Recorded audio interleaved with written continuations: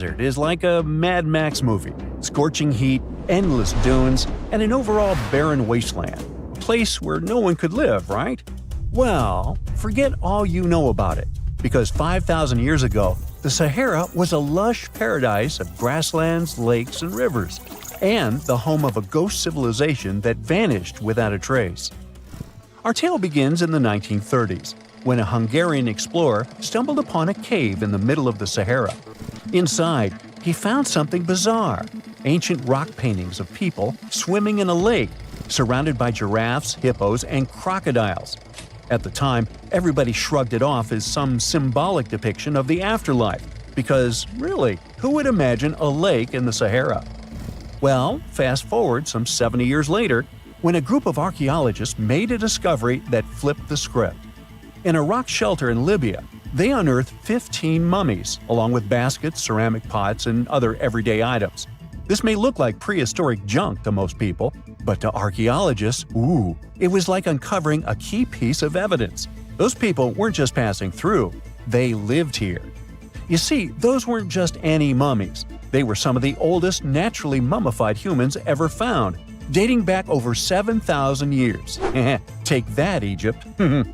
Two of them still had readable DNA, preserved thanks to a rare natural mummification process, almost a miracle considering the Sahara's climate's ability to turn everything into, well, beef jerky.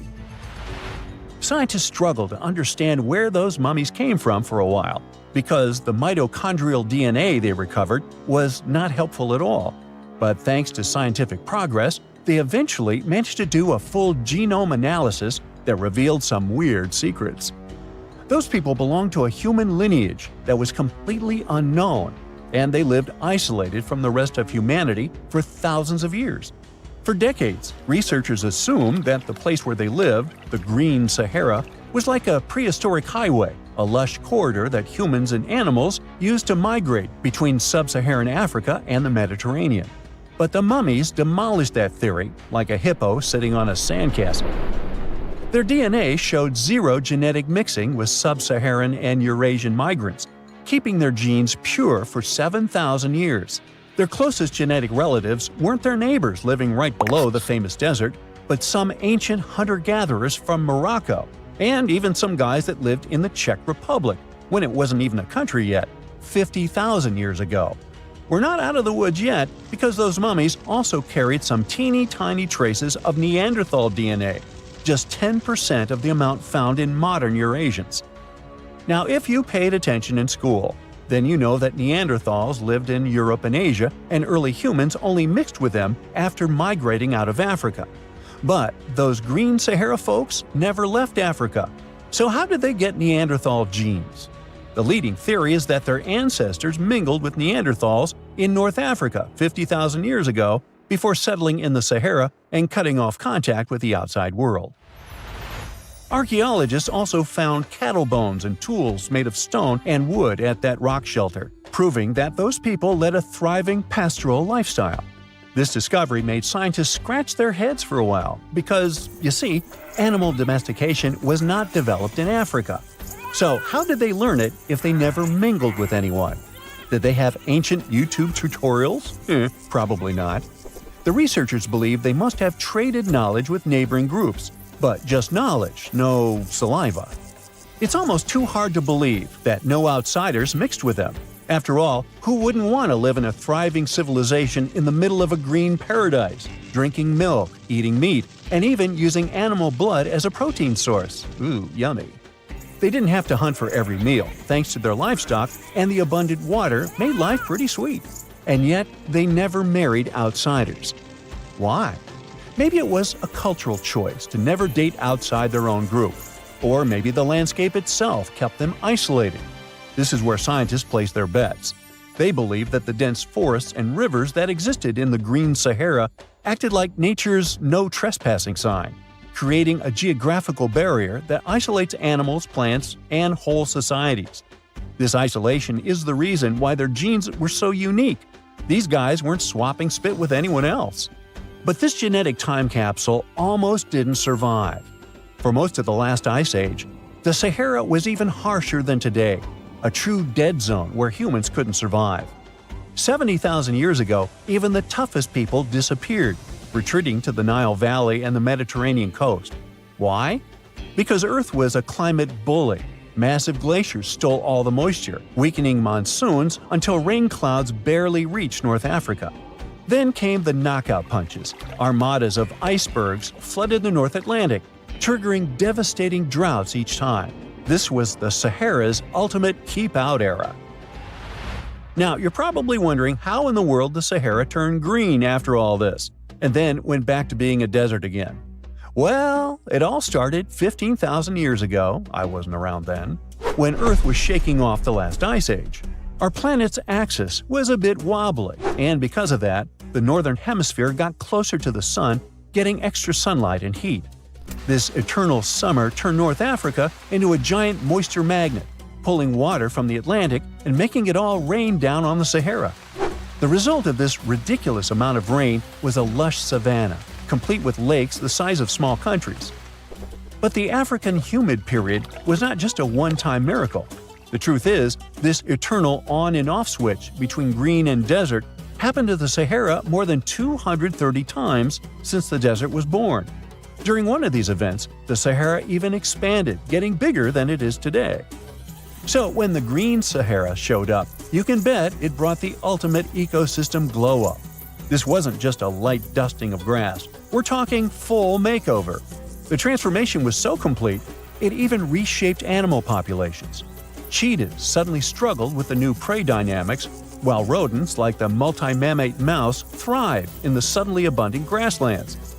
But don't pack your prehistoric swim trunks just yet. This paradise had teeth. The Sahara was an ecological maze of crocodile-infested rivers, malaria-carrying mosquitoes, and big cats lurking in the tall grass. Crossing it would have been like playing a real-life game of Hungry Hungry Hippos. This is probably why more groups didn't settle permanently. The Sahara's climate cycled between wet and dry every 20,000 years, hardly a stable zip code. For most ancient people, it was smarter to treat the green Sahara like an all-you-can-eat buffet, grab resources and leave before the desert returned. Still, this green Sahara period lasted for 10,000 years, giving our mystery shepherds plenty of time to thrive. But around 5,000 years ago, Earth's axis shifted again, the rains moved away, and the Sahara dried up faster than a puddle in July. As the desert returned, the shepherds from the green Sahara had no choice but to pack up their livestock and leave. Some researchers believe they migrated toward the Nile, laying the groundwork for ancient Egypt, so I guess their legacy lives on. Besides, their pure lineage may be extinct by now, but some faint genes of the mummies can still be found in the people that live in North Africa today. But the introvert mummies were not the only ones using the green Sahara as an Airbnb. They actually had neighbors just around the corner, in a lakeside village in Niger to be exact. Those people thrived for 5,000 years and left behind the oldest Sahara Desert cemetery, including a man buried in a turtle shell, a grinning Halloween man with filed teeth, and a heartbreaking family embrace frozen in time, victims of the very waters that sustained them. Eventually, those people disappeared too, just like it happened to our antisocial friends. This proves that this desert outsmarts everyone, with a landscape that gives paradise with one hand and takes it away with the other. Under the burning sun, among the sand dunes, somewhere in the Sahara Desert, you're walking in search of an ancient treasure. Finally, you find a strange rock in the sand. It's big, looks like a large piece of black coal or rock, but something shiny on its surface makes the rock unusual. This unique find is the oldest thing that has ever been discovered on our planet. This rock was born long before Earth appeared in outer space. The unusual meteorite was found in 2020 in a remote area of the Sahara Desert. Scientists have analyzed the isotopes of magnesium and aluminum on the stone's surface and found that its age is about 4.5 billion years. At the moment, this is the oldest sample of magma from space in history. It belongs to a small protoplanet that didn't have time to form completely. It happened a very long time ago when our solar system was forming. Many huge asteroids were floating in space. Some of them were formed into huge celestial bodies, which later became planets. The big rocky planets were absorbing the smaller ones. The rock was part of a little protoplanet that just began its formation, but another huge asteroid destroyed it. The planet shattered into billions of pieces. Some of them became part of other planets, some flew outside the solar system, and one piece that had been wandering in space until our Earth was formed. After that, it hit the planet's atmosphere and fell into the territory now known as the Sahara Desert. The rock was discovered in 2020, but the erosion of extraterrestrial rocks shows that it could have fallen much earlier. This ancient thing weighing around 70 pounds has several pieces of different meteorites inside. In simple words, it's a volcanic rock consisting of lava. It has cooled, solidified, and crystallized. That's why you notice the glitter. Scientists hope that further study of the rock will help to learn more about our solar system foundation. The biggest asteroid discovered in the U.S. is the Willamette. Its size is 84 square feet, and its weight is more than 15 tons. This is half the weight of a bus. Several people can fit on the surface of this outer space object. But the coolest thing is that it's not a rock like most meteorites that were found. Willamette is made of nickel and iron. This massive piece of metal was discovered in 1906. Now, the huge rock is kept at the American Museum of Natural History. The largest meteorite ever found is Hoba. It's located in Namibia, and people have never changed its position because it's too heavy. The weight of Hoba is 60 tons. It's heavier than a tank. The next space-related event occurred on February 28 in southwest England.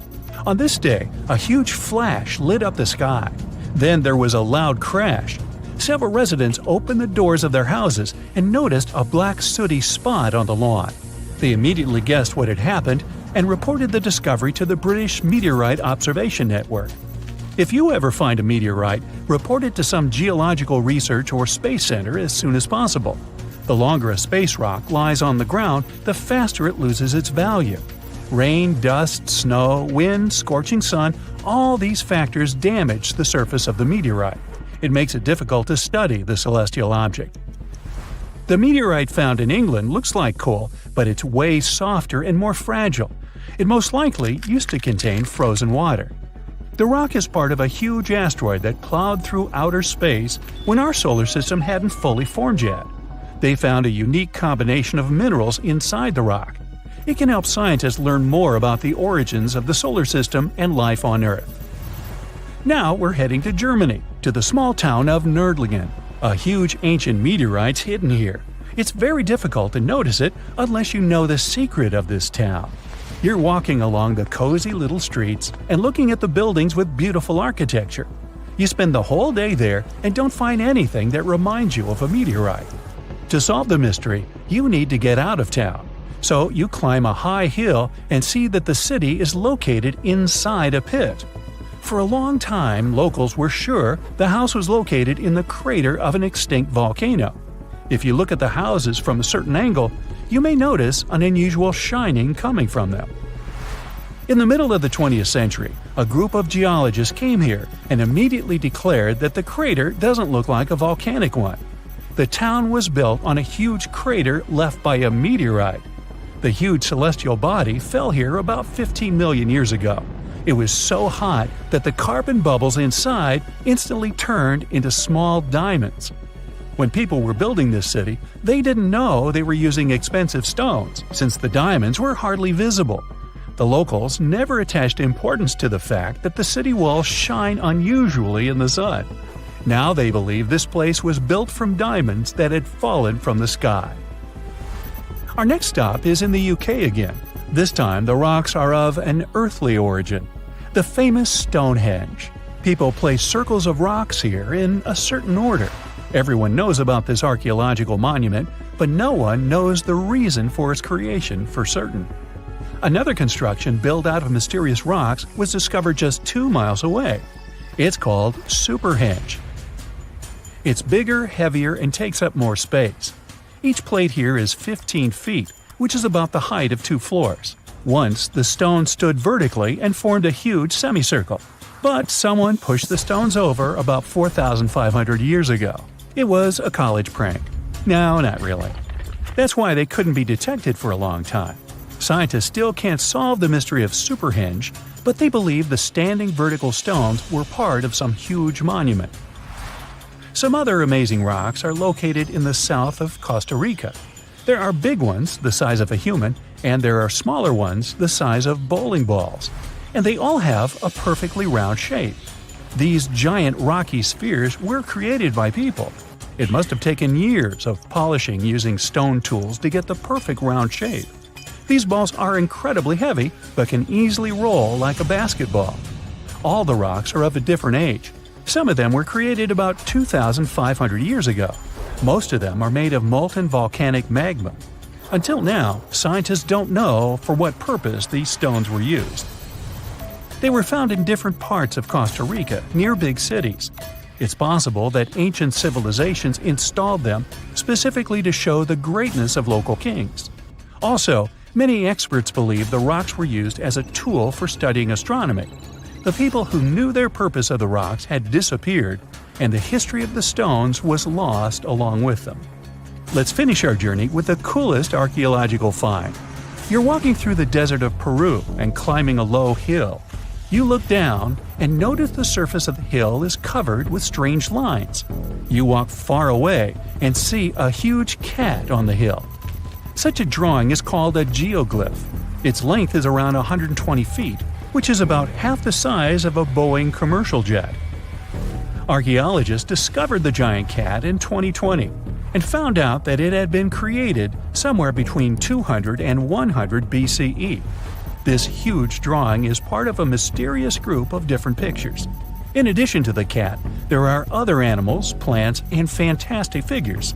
All of them were found in the desert of Peru. The kitten was found by chance. Archaeologists didn't see it at first because natural erosion on the hillside had almost erased the silhouette. Now, if you were to check out the Sahara from space right now, instead of a barren wasteland, you'd spot a surprising sight: dry land sprinkled with some lakes and rivers in Morocco and Algeria, all thanks to some heavy rains in early September 2024.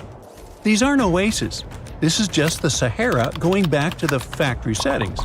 Believe it or not, eons ago, one of the biggest deserts on Earth was actually a lush paradise full of greenery. Let's first see how the Sahara turned into a desert. During the last ice age, Earth was much colder, and big ice sheets covered a lot of the land. At that time, the Sahara Desert was significantly bigger than it is today, and on our planet there were fewer tropical forests. And the cooler temperatures changed how rain was distributed in the tropics. Now, normally, warm air rises in the tropics, which helps create rain. Since it was colder during the Ice Age, this system got, messed up, and less rain fell in some areas. This caused more dry and desert-like conditions in places that are usually wetter. There was also a lot of dust blowing around in the Sahara Desert, which scientists found in old ocean sediments. But about 12,500 years ago, something surprising happened. The dust levels went way down. This meant that the Sahara got a lot wetter, which is a sign that the climate suddenly warmed up for a while before cooling down again. After 12,500 years ago, the Sahara became a much greener place, like a savanna, because a weather pattern called the Intertropical Convergence Zone, a mouthful indeed, moved north during summer.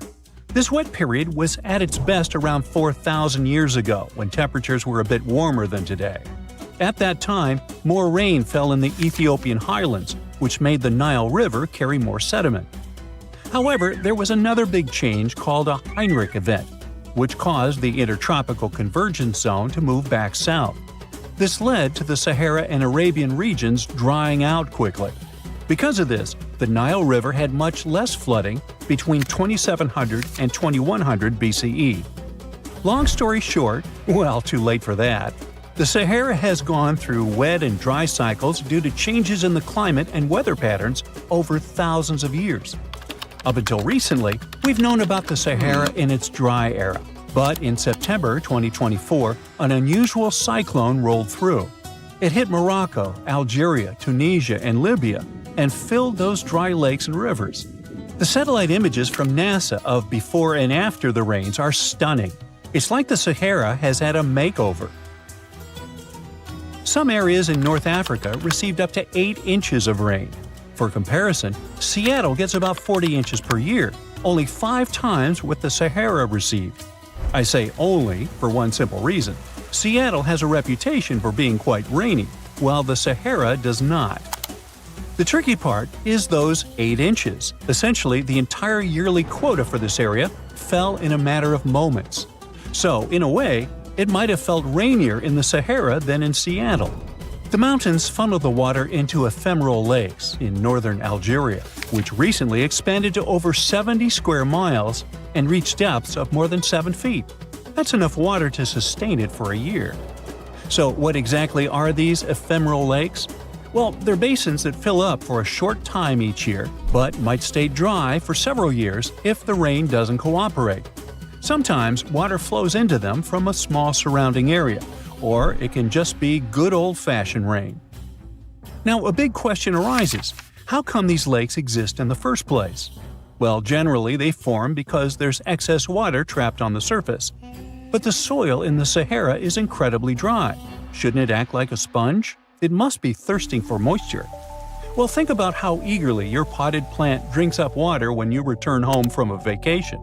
However, no matter how parched it is, dry soil can only absorb a limited amount of water, which is often quite small. And just like your potted plant, it doesn't necessarily drink it all. You might simply be overwatering. Or, if you check the saucer below, you could find a mini flood.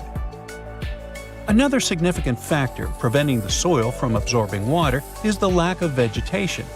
Under normal conditions, trees, shrubs, and various plants help retain moisture. In the desert, however, it's nearly impossible. There may be a few palm trees, but that's about it. This also explains the formation of those temporary lakes. Precipitation that isn't held by plants accumulates in low-lying valleys and depressions, creating these fleeting bodies of water. These lakes may only last for a limited time, but that doesn't mean they shouldn't have names. For instance, the beautiful lake adorned with swaying palms that you see is called Lake Yasmina, located in the oasis town of Merzoga. In certain areas of the desert, where the dunes rise, it may appear as though you're looking at a mirage, but it's not. The sand dunes are partially covered by water.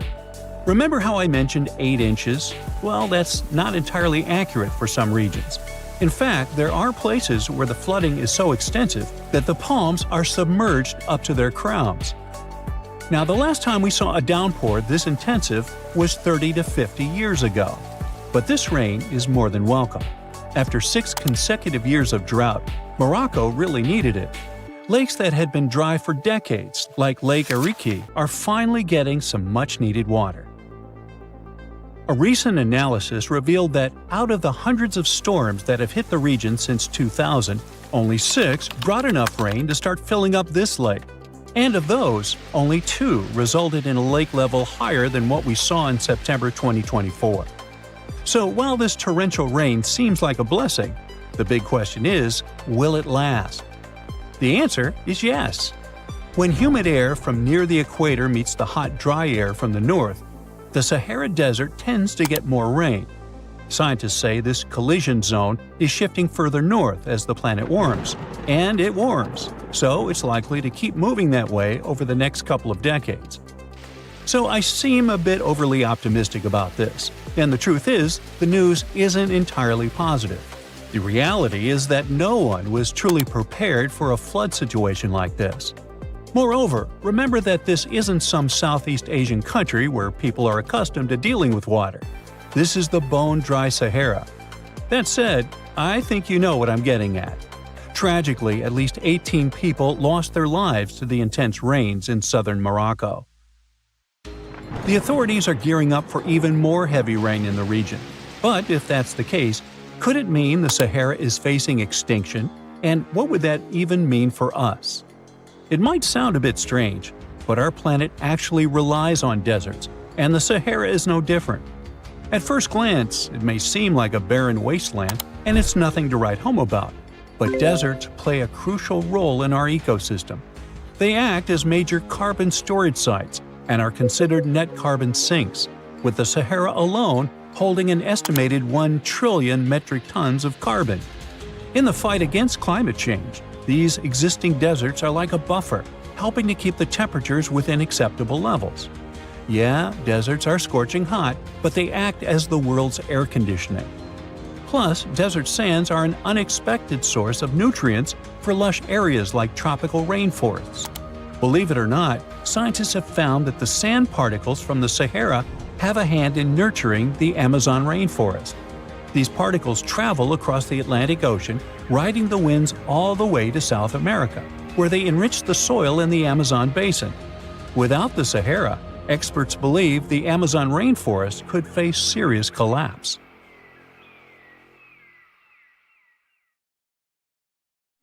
Well, there you are. The sun is scorching, you're thirsty. All you can think about is water and ancient bones under your feet. You're wandering through the Sahara, the largest hot desert on Earth. Right now, you're crossing a stretch of sand called Whale Valley. And all over these 75 square miles of land, fossils cover the ground so thickly that you can't help but step on them. Paleontologist Hesham Salam says it's an unusual picture in this place. The bones are poking right out of the cliffs, as if they're calling to you to come check them out. You can spot ribs scattered all over the place. Look at these vertebrae, they're giant. Ooh, the creature they once belonged to must have been up to 65 feet long. The fossils show that the animal had a streamlined body like today's whale, but still had features like hind legs and feet. For scientists, it means a very exciting thing. They might have discovered a fully intact skeleton of a prehistoric whale. It was an animal that lived in this area when Egypt was underwater.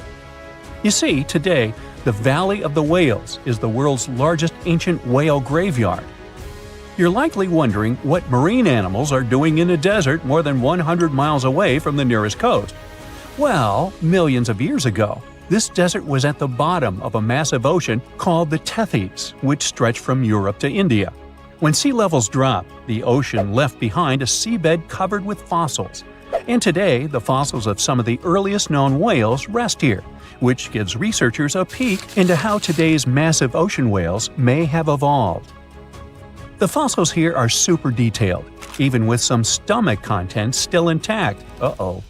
Scientists have also found fossils of ancient sharks, crocodiles, and turtles, helping to recreate what this marine world looked like millions of years ago. Now, the first whale bones were discovered in 1902, but it wasn't until the 1980s that people really started to explore the area, only when access to this area became better. Sadly, some fossils had been taken away by collectors before the site turned into a protected area. Most of the fossils are just under the surface, slowly revealed by erosion. Whale Valley gives us an amazing glimpse into millions of years of ancient coastal marine life. But let's move further. Ancient whale fossils aren't the only discovery you're going to make today. For over 150 years, scientists have been puzzled by a strange creature that lived millions of years ago. But now, thanks to some amazing fossils found in Morocco, they've finally figured it out. Look at them. These creatures are called blah blah blah. Nah, I'm kidding. Stylophorans. They look like flattened armor with a long arm sticking out. Researchers discovered these creatures in 2014 and were shocked. The fossils dated back around 478 million years. They found around 450 specimens, and to their surprise, some even had soft tissues preserved, which is super rare. Before this, they only knew stylophorans from their hard parts. Originally, scientists thought these creatures were good old echinoderms, animals like sea urchins and starfish. But new discoveries prove that they had a core body and feeding arm similar to modern starfish, complete with a water vascular system to help them move and eat. This finding ends a long debate about where stylophorans fit in the animal family tree. Now we know they're related to echinoderms, but are more advanced because they don't have the typical 5-ray symmetry. Ooh, come here and look at this giant fossil. It was found in the Sahara and gave scientists new insights into the Spinosaurus, the largest carnivorous dinosaur we know about. These 95 million-year-old remains also confirm that it was the first known swimming dinosaur. The Spinosaurus had flat paddle-like feet and nostrils on the top of its crocodile-like head, perfect for staying underwater. It was a pretty weird dinosaur with a long neck, trunk, tail, and a 7-foot sail on its back, so it must have spent a lot of time in the water.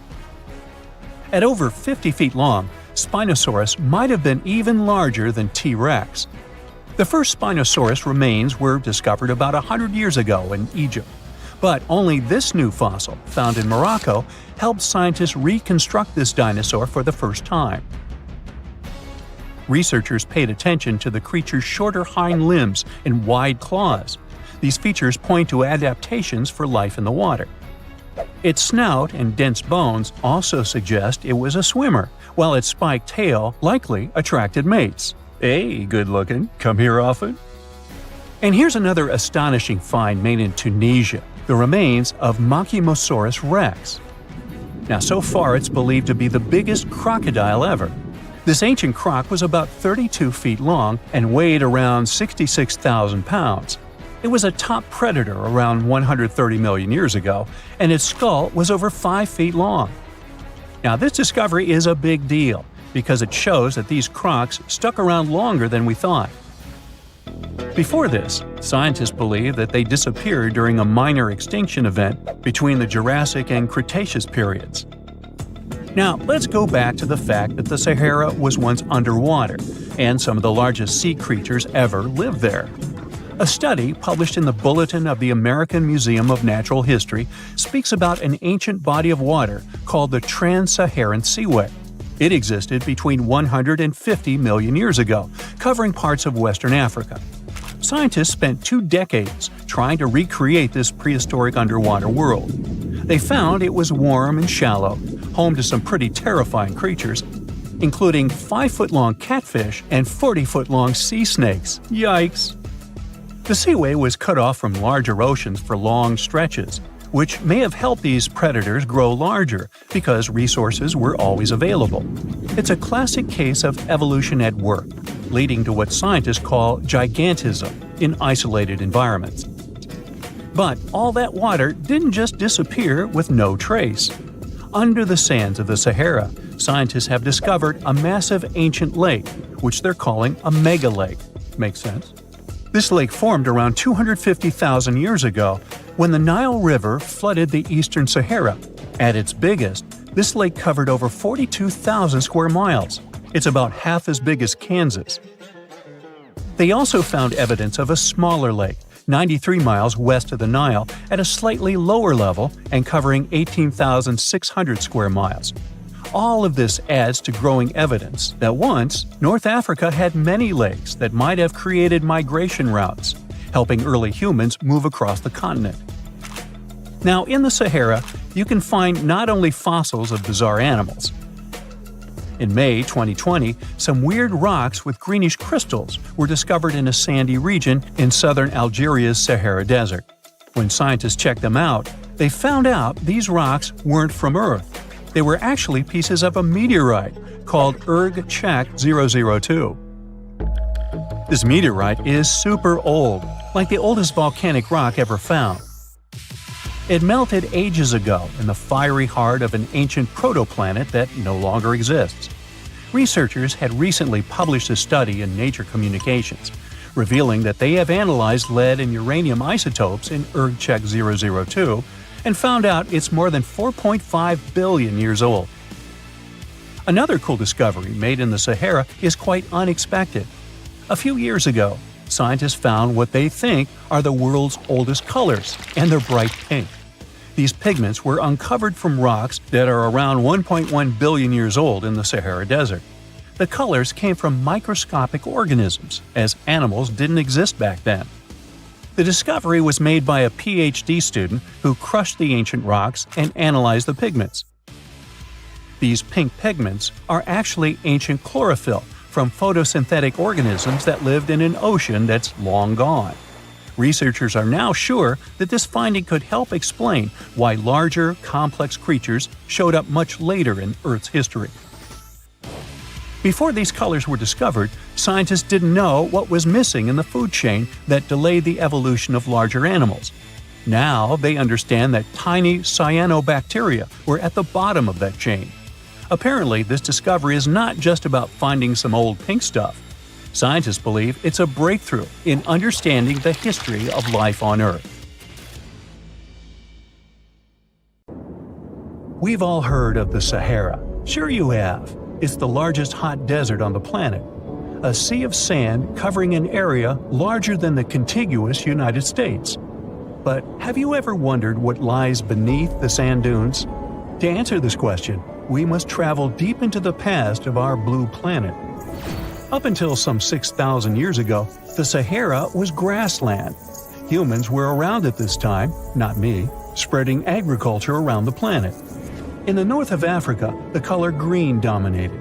Plenty of rainfall meant that there were lakes, rivers, pastures, and even forests.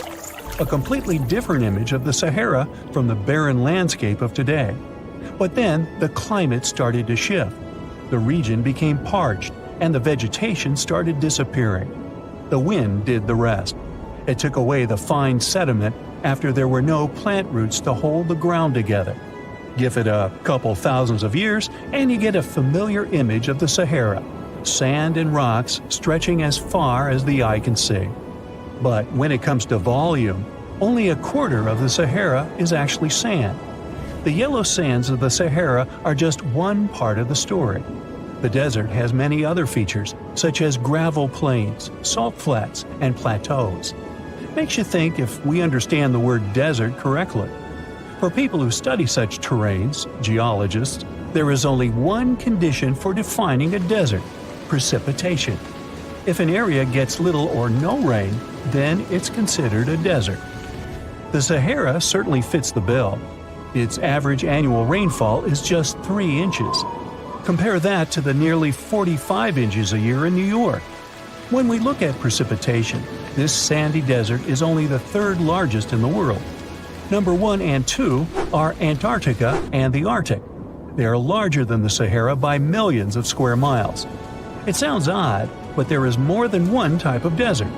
The first two are polar deserts, while the Sahara is a subtropical desert. But the difference in air temperature are staggering. In Antarctica's interior, temperatures plummet to minus 76 degrees Fahrenheit. Compare that to the highest temperature on record in the Sahara of 136 degrees Fahrenheit. But this desert has a cool side. At night, the temperature is roughly the same as the average yearly temperature in Denmark. This hot and cold roller coaster makes it hard to choose the right outfit when venturing into the Sahara.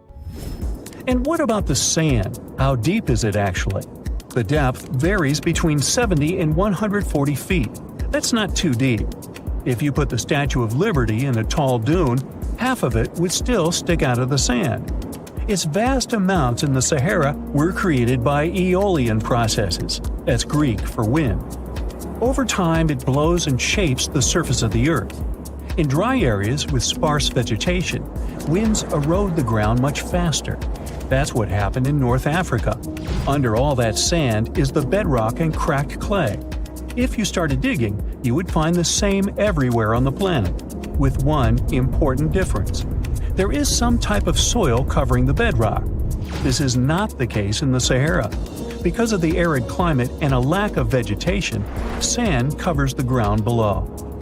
Over the course of thousands of years, a lot of interesting finds ended up in the desert sand. For example, there are petrified tree trunks. These are essentially preserved prehistoric trees. They date back to the time when the region was lush green. In some places, the trees of this fossilized forest are at least 65 feet tall. The wood is so well preserved that you can still see the texture and knots. There are even fossilized pine cones. In 1992, scientists found glass fragments in eastern Sahara. These canary yellow glass shards were scattered across hundreds of miles. They didn't belong to an ancient civilization, although ancient Egyptians used them to make jewelry. In fact, the breastplate of King Tut had a beautiful scarab beetle centerpiece made from this desert glass. For a long time, scientists were puzzled about the true origins of these fragments. They finally concluded that the glass was around 29 million years old. It is an impact tape. If that sounds like it has something to do with the word impact, you are correct. These rocks are formed when a meteorite hits the surface of the Earth. This generates a lot of heat. Scientists estimate that the temperature needed to melt this mineral was close to 3,000 degrees Fahrenheit. Apart from the regular fine-grained sand, we also have melted sand in the Sahara. But the desert conceals other unlikely artifacts. Shark teeth are a common find in Morocco, which sits in the western part of the Sahara. What are the fossilized teeth of these marine predators doing in the middle of the desert? This part of the world looked entirely different millions of years ago. There was a sea cutting right through what is now a desert. The Trans-Saharan Seaway ran the length of present-day Algeria and Mali. It was around 165 feet deep. That was enough for all sorts of aquatic animals to inhabit it. Large catfish, sea snakes, and of course sharks lived in the area. British archaeologists even unearthed a turtle shell in Mali in the 1980s. For centuries, there was even an entire city hidden under the desert.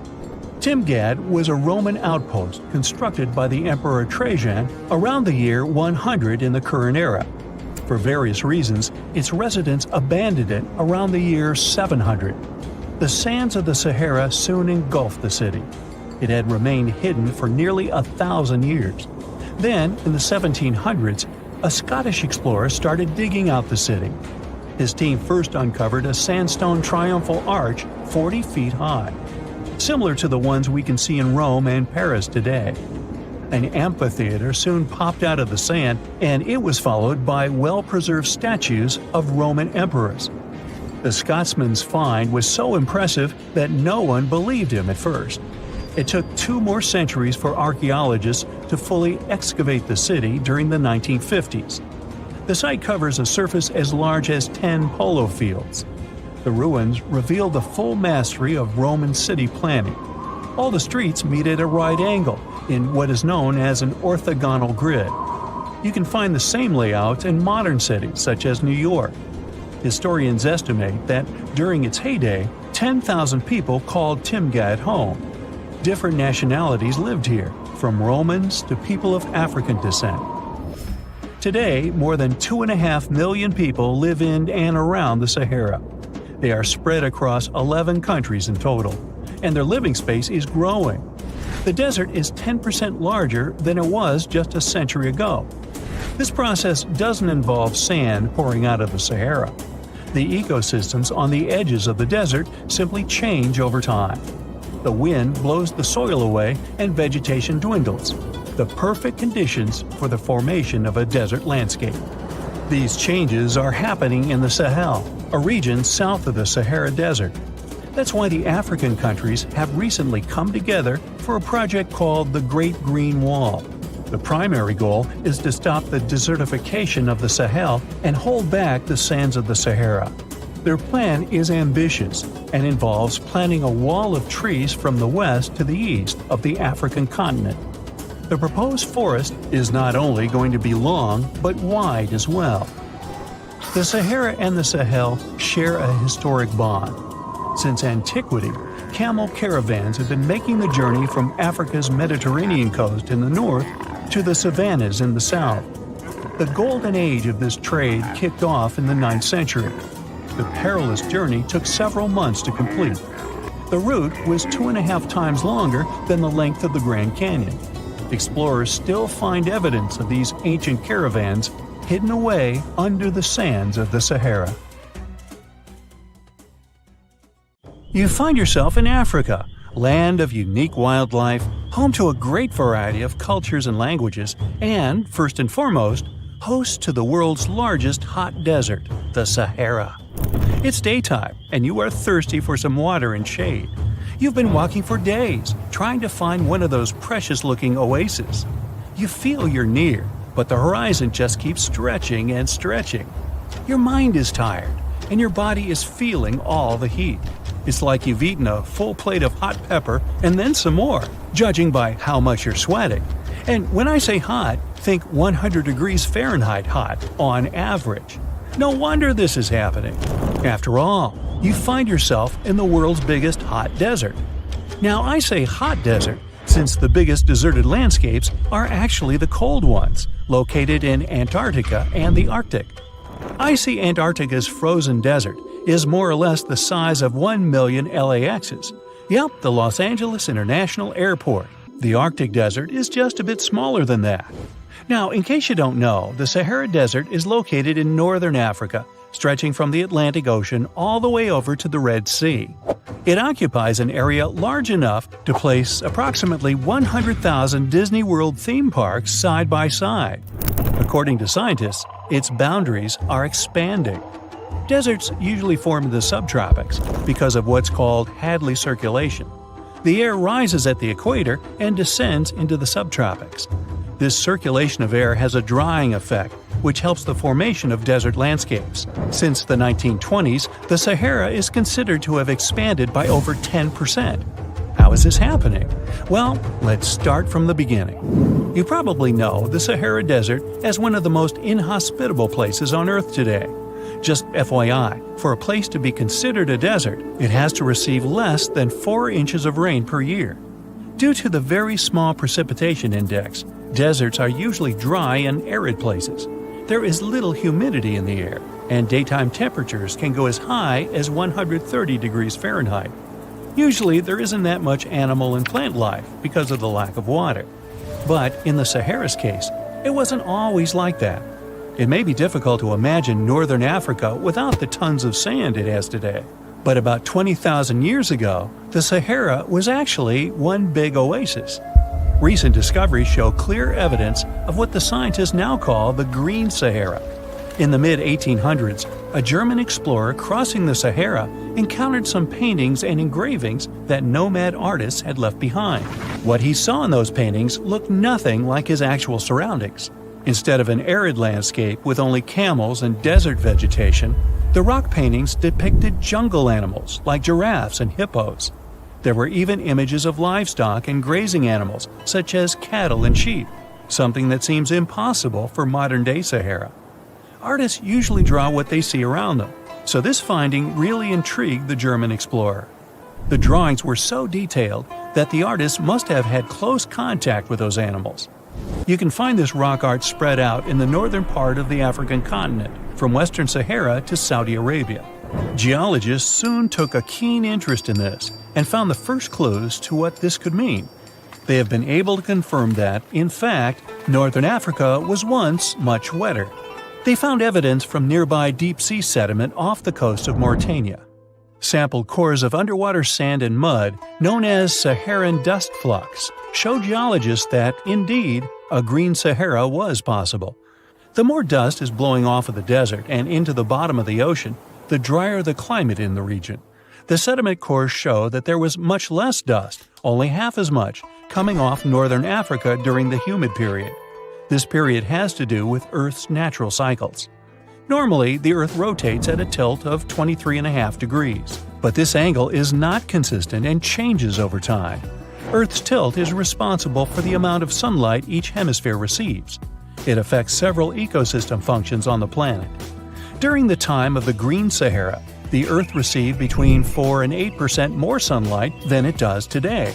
So, when the Earth tilted about 20,000 years ago, the northern hemisphere received more direct sunlight, which affected humidity levels in the region. As the northern hemisphere got warmer, this affected monsoon activity, more specifically, the West African monsoon. Monsoons are wind systems that affect a region's rainfall index and humidity levels. As a part of the globe gets warmer, it allows for more air to rise. It combines with the wind to draw moisture up into the atmosphere. Little by little, northern Africa also became wetter. The increased moisture made the Sahara so wet that there were actual bodies of water in the region. As vegetation grew, the plants held onto moisture better than bare sand could. There is evidence of natural basins throughout the Sahara and lakes so big they would fit all of the U.S.'s Great Lakes inside of them. Archaeologists uncovered evidence of vibrant societies in what are now arid areas. It looks like ancient cultures were able to take full advantage of the African humid period. According to researchers, the human population peaked across the Sahara about 9,000 years ago. There are traces of fireplaces, hunting tools, fishhooks, and even mounds of fish bones. Records show that there have been over 230 green periods over the span of 8 million years. Solar radiation is always changing due to natural orbital cycles. That's why Earth will most certainly see another green Sahara moment. It might be thousands of years from now, but it will happen. The same way the Sahara turns green, it turns yellow again. Let's put it like that. All it takes is a significant axial tilt and a few years of readjusting. However, another phenomenon is calling the attention of scientists now. Recent studies by the National Science Foundation from the University of Maryland show the Sahara has expanded 10% over the past 90 years. This phenomenon is called desertification, which literally means fertile land turning into desert land. The Sahara Desert is now advancing into the semi-arid region of Sahel. In 1950, this region was home to 31 million people. Today, its population is over 100 million people. This rapid population growth has largely contributed to the Sahara's expansion. Farmers that were once nomads began settling down. Land usage grew more intense, aiding in weakening the soil. The demand for food has caused an overcropping of the land, so even more of it is turning into the desert now. The study also shows that natural climate cycles can affect rainfall in the Sahara and the Sahel. Scientists affirm that all deserts fluctuate, not only the Sahara. A desert's boundary may expand in the dry winter and contract during the wetter summer. South of the Sahara lies the Chad Basin. It is a natural body of water that now serves as an indicator of the Sahara's expansion. The Chad Basin is located in the region where the Sahara is advancing southward. An atmospheric and ocean expert from the University of Maryland explains that rainfall has reduced greatly in the entire region. Due to reduced rainfalls, there is less water across the entire basin, and even Chad Lake is drying out. Just like the Sahara, the Atacama Desert in Chile, deemed the world's driest, is also expanding.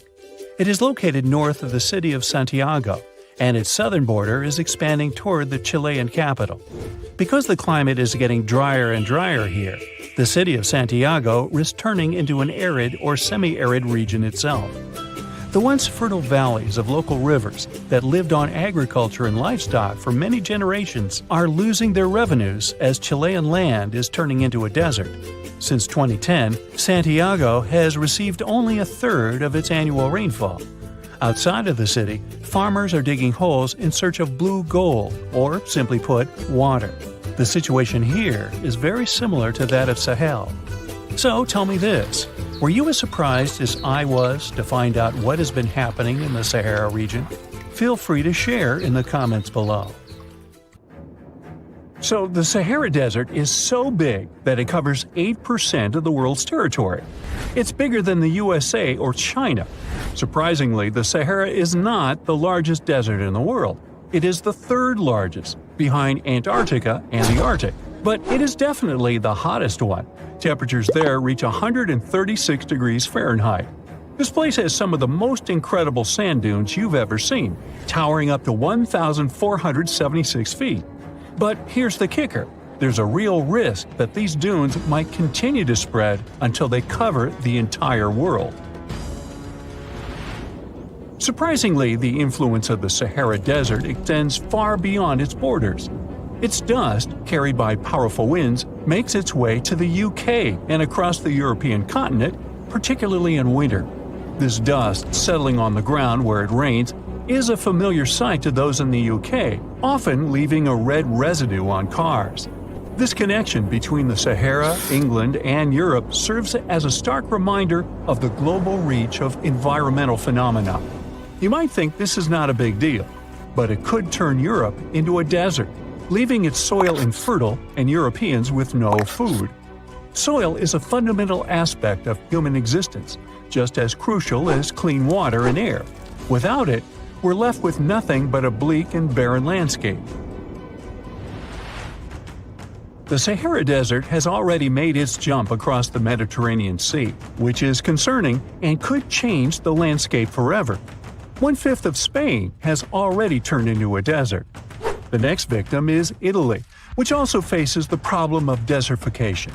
In fact, almost all European countries have the same issue. According to an expert, the land that has not changed for nearly 2,000 years will become mostly rock, and people living on this land will be gone.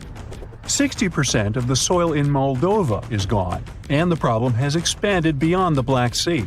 It has reached China and Mongolia, thousands of miles away from the Sahara Desert. All of this causes losses of $4 billion a year. The threat is so significant that even the UN has gathered the necessary resources to solve the problem as soon as possible. Italy is sending help to Africa to stop the Sahara Desert from expanding. If this process does not stop in the next 10 years, millions will be forced to leave their homes. The Sahara Desert is growing for approximately 30 miles per decade. You do the math and see how long it will take to cover Europe. Since 1920, the Sahara has expanded by around 10%. But not all hope is lost because more than 172 countries have joined to put a stop to the desertification of the world. The World Food Program is a project that aims to help bring back green land that was once present in the Sahara. When they told people who called the Sahara home what they were about to do, the latter basically laughed in their faces and said it was impossible. But when you have a specific goal in mind, the impossible becomes possible. If we traveled back around 5,000 years into the past, we would see a beautiful forest with lush green trees and grass. Africa's climate has been changing for 21,000 years, from fantastic greenery to uninhabitable deserts. This has to do with Earth's rotation and the monsoons that bring water to this dry continent. But with the help of scientists and some clever tricks, we can bring the greenery back and stop the Sahara in its tracks. The Senegal River serves as a border between the Sahara Desert, Senegal City, and Mauritania. When you look at this area from space, you'll see how the desert is expanding to Senegal because the vegetation along the riverbank is almost non-existent. Forests can serve as a barrier, stopping the sand from getting blown away and the desert from expanding. An effort to create a great green wall is being made, and how they do it is actually quite impressive. Nothing has been growing in the currently restored area for more than 40 years, making locals find other places to call home. People were thrilled when they saw that the land could be restored. They're very committed and learn to work with the soil and grow food. At the same moment, more than 30,000 hectares have been restored and transformed into lush greenery. The Sahel region is the starting point of desertification, and it is crucial to establish a green wall in that area first. To make this wall is not rocket science, since it only takes a few simple steps. The ground there is baked by the sun and as hard as a block of concrete. If you've ever poured water on concrete, you know that it just flows away. It doesn't stay in one place. So they had to create water-retaining half-moons that would hold the water and make it available to plants. When you learn about how these half-moons work, you might say, how did they not think of that sooner? Actually, this technique is ancient, and it was once implemented in Sahel, but it was lost over time. When the rain falls, the water is collected into the half-moons that are positioned a bit lower than the ground below contour lines. There is also a kind of bank at the end of the shape that prevents water from overflowing. And in the middle, there are plants that are happy because they have plenty of water to thrive. Also, it's essential to grow native plants that are kind of used to harsh conditions, like sorghum and millet. These plants have been surviving there for thousands of years and produce a good amount of biomass, which means the land can be rehabilitated faster and people will have food sooner. The water that will enter the half-moons won't be lost. It will penetrate the ground and top off underground waters. This will ensure the ground that H2O will never run out and that future generations will have usable aqua. This brilliant planting technique is not limited to half-moons. People also create lines and plant various vegetables, such as tomatoes. Next, there are places only for trees, like lemons or oranges. After a long hot day, nothing is better than a freshly made cold lemonade. The trees will also protect the soil, and with some luck, there will be a new forest in the Sahara Desert. The goal is to copy the forest dynamic.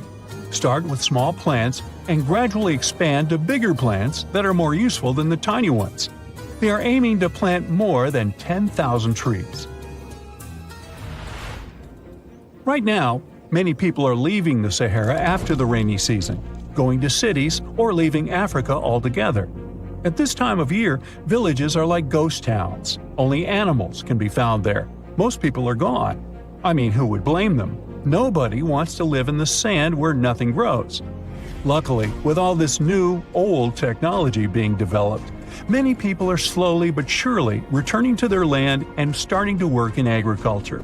The best thing is that there are no brutal winters, so plants grow 12 months a year, and people can always have food.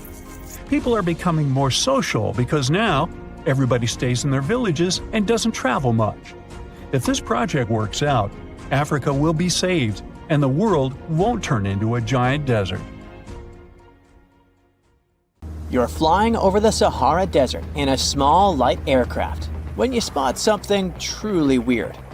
It seems to belong to a very different part of the world, the ocean. But what ocean can be huge enough for this monstrous sea star to dwell there? You descend and realize that it's not a sea star. It's a towering dune with a pretty unique shape, and it's not alone. From afar, these magnificent sand structures look a bit like pyramids. They have pointed tops and radiating arms. Called star dunes, they're the most complex and largest desert dunes in the world. They're the tallest of their kind, but that's not the coolest thing about them. Researchers have found similar formations on Mars and even on one of Saturn's moons, Titan. Star dunes aren't super rare, but they're especially widespread in southeastern Morocco near the border with Algeria.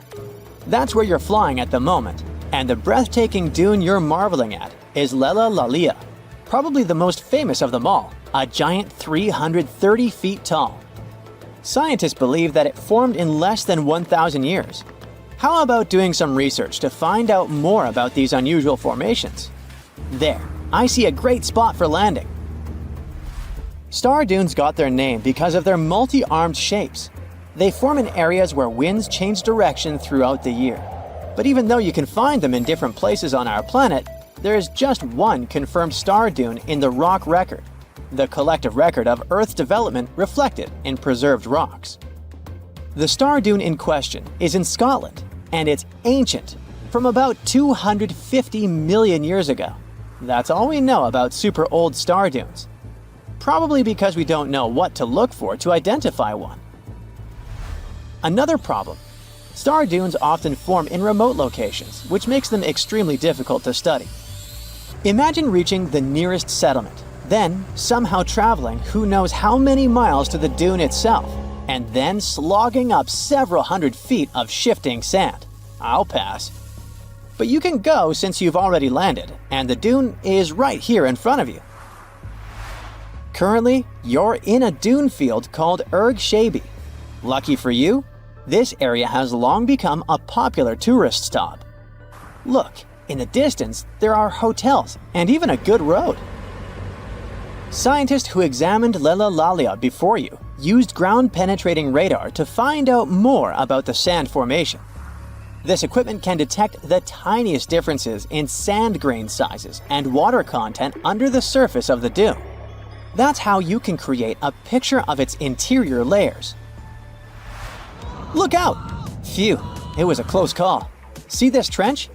The researchers dug such trenches to take samples of long-buried sands and then examine them. It's a pretty cool process.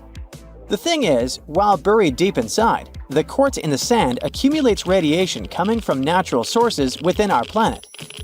We can compare the grains of quartz to minuscule rechargeable batteries. They can store the energy they get from radiation. When researchers bring them to the laboratory, they can make the grains release that energy, which comes out in the form of light. Scientists can measure the brightness and say when the sand enjoyed sunlight for the last time. Now, when those experts who dug the trenches looked inside Lella Lalia, they were shocked. The enormous formation turned out to be very young, for a dune, of course.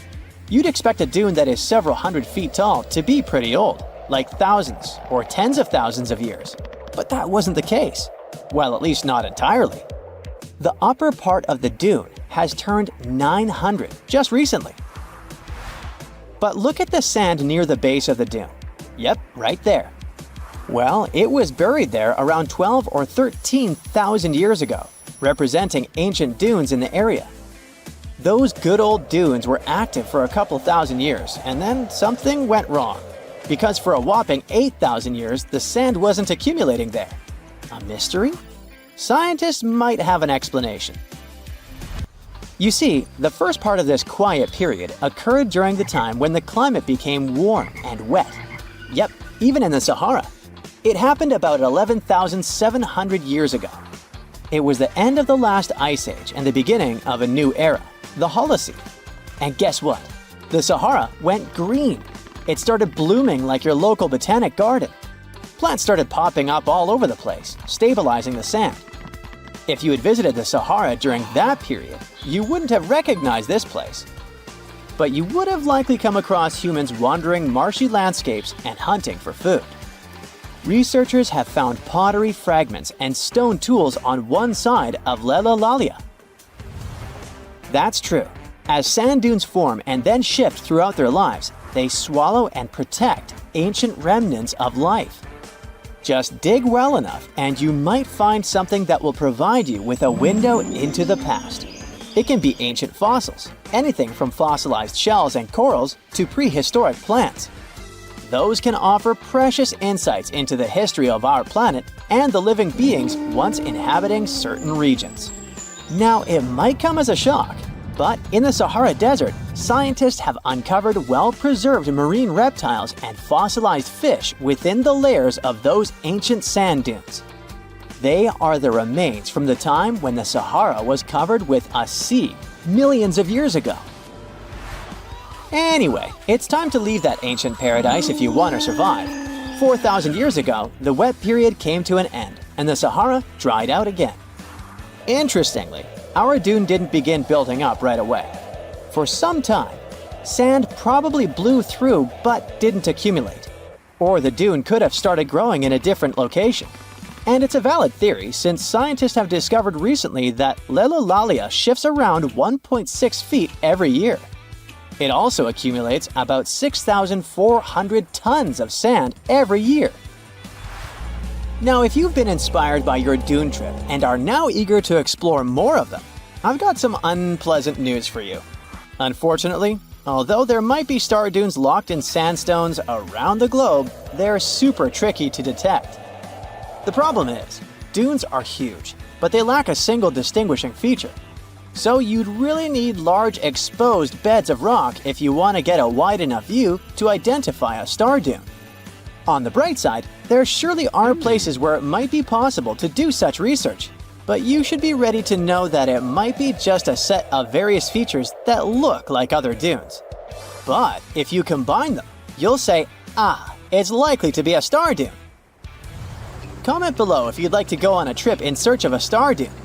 Meanwhile, we'll continue our journey. You decide to have some rest and start climbing down the side of the dune. That's when you begin hearing it. Terrible, haunting sounds. Are there ghosts nearby? Worry not, you're safe. You might have heard of a phenomenon called singing sands. As you walk down some sandy slopes, you disturb the grains of sand. They rub against each other, producing friction that creates those eerie melodies. With each step, the sand beneath your feet comes alive in a ghostly choir of whistles and whispers. The sounds range from low hums to loud, high-pitched wails, as if an otherworldly symphony is echoing through the dunes. But of course, scientists have their own very practical explanation, attributing this phenomenon to the right atmospheric conditions combined with the unique size, shape, and moisture content of the grains.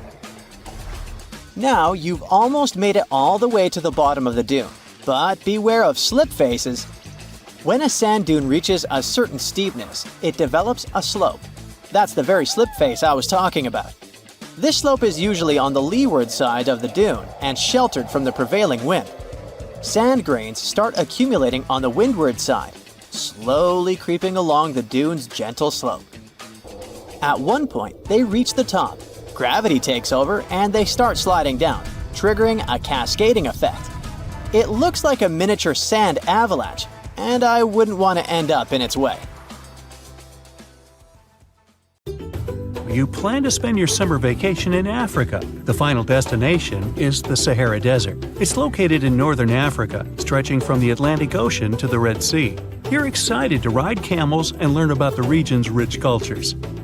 You hop on an extensively long flight, and finally, you are here. You find yourself in the world's biggest hot desert. Can you believe it's 3 million square miles? You're ready for your first adventure after drinking liters of ice-cold water. The guide gives you a choice. You can spend 2 weeks visiting a collection of oases, or you can help them solve an ongoing local mystery.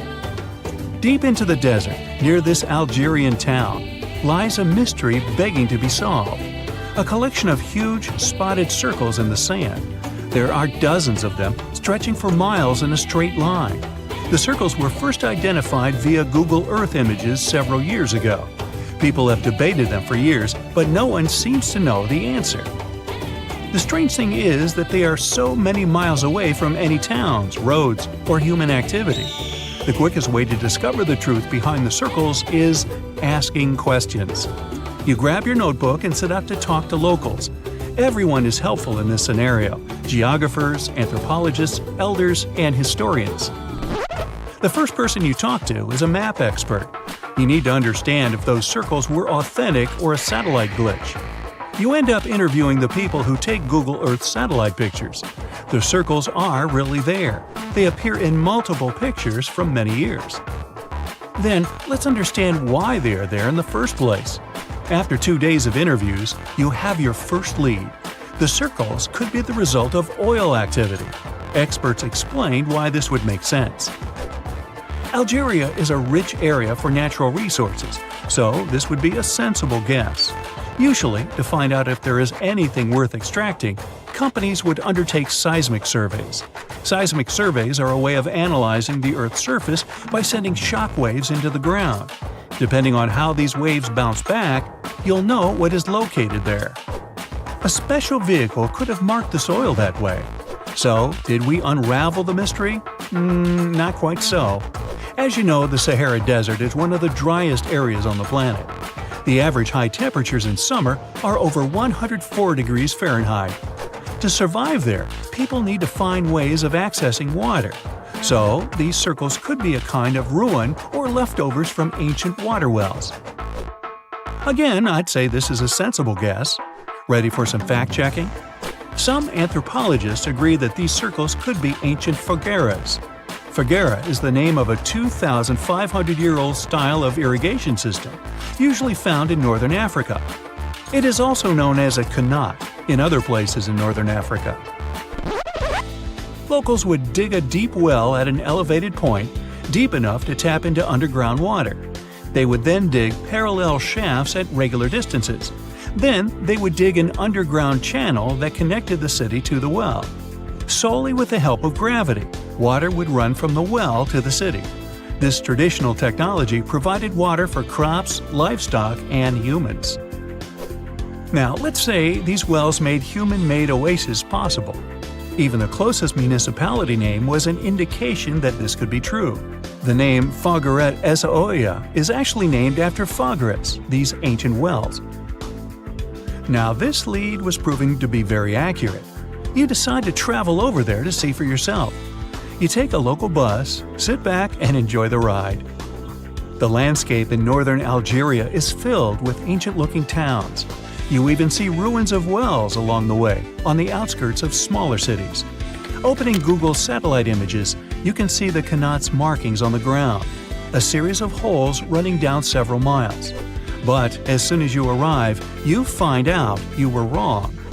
Dale Lightfoot, one of the world's leading experts on qanats, said that the circles were definitely not qanats. Even the satellite images confirm this difference. Uh-oh, we were so close. Apparently, qanats or fogueras would not run down a straight line. They wouldn't be shaped like circles. Another clue that this wasn't the case was that there were no towns at the end. The circles were really far away from any human activity, and qanats were explicitly built to provide water for human settlements. Well, it sure was a good try. You almost gave up on this mystery when you decided to take one more field trip. It was days of preparation, pick up cars, food, equipment, all so that the mystery of the Sahara circles could be unraveled. On the first day, you drove over 99 miles into the desert. You were always curious to see what this part of the world looked like. Over there, you see nothing but mustard yellow dunes. The night sky is pretty decent though. You can see the entire Milky Way with your own eyes. You set up camp and sleep under a canopy of stars. The next day, tension grows. There's no cell reception. Oh dear. But thankfully, you added the coordinates of the circles to your Google map. And surprise, the offline mode works out there. You follow the coordinates, but it leads you astray. You start to get nervous, thinking this was all in vain. But you and the team get into the car and drive a few more miles past the coordinates on your phone. After a very bumpy ride, you can't believe your eyes. There it is, an enormous crater dug on the sand, surrounded by 12 smaller holes. From up high, it looks like a clock, without the pointers, of course. On the ground, they're very faint, so faint you almost miss them. Searching the area, you notice all the holes had something similar, metal wires, thin wires that you can pull from the ground. They're buried deep, so you start digging. An object starts to reveal itself. Uh-oh, it looks like old dynamite. This certainly surprises you. Better stop digging to avoid any accidents. At the end of the survey, you feel satisfied, but still curious. What could all this dynamite mean? And who put it there? What comes next is the turning point of your adventure. Walking back to the car, you see something shining on the ground. You approach the item with curiosity. It's round and rusty and looks like a sardine can. What's that doing here? Could this give you more clues about the circle's mystery? Just in case, you pick it up and put it in the car. Back in the city, the puzzle pieces start to reveal the story behind the Sahara circles. You bring photos and the sardine can and show them to local experts. They analyze your material and give you an intriguing verdict. As it turns out, guess number 1 was the closest one to the truth. So, what happened to the first guess? Why do we need to keep digging deeper? Well, because it was only half right. The Sahara circles are not a historical footprint of seismic surveying. Back when the circles were made, this technology didn't even exist. But they sure are related to oil exploration. The dynamite-filled holes were an old method for oil searching.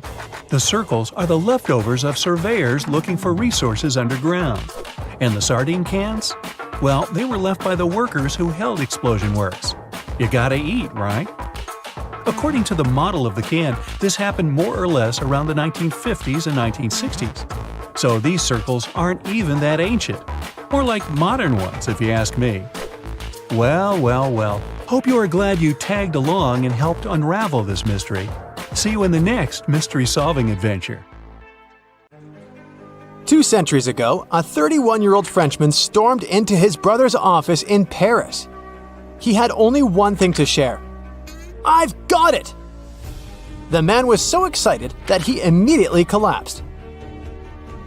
He spent the next 5 days in bed recovering his health. Who was this mysterious person, and why was he so thrilled? Jean-François Champollion made one of the greatest scientific breakthroughs in human history.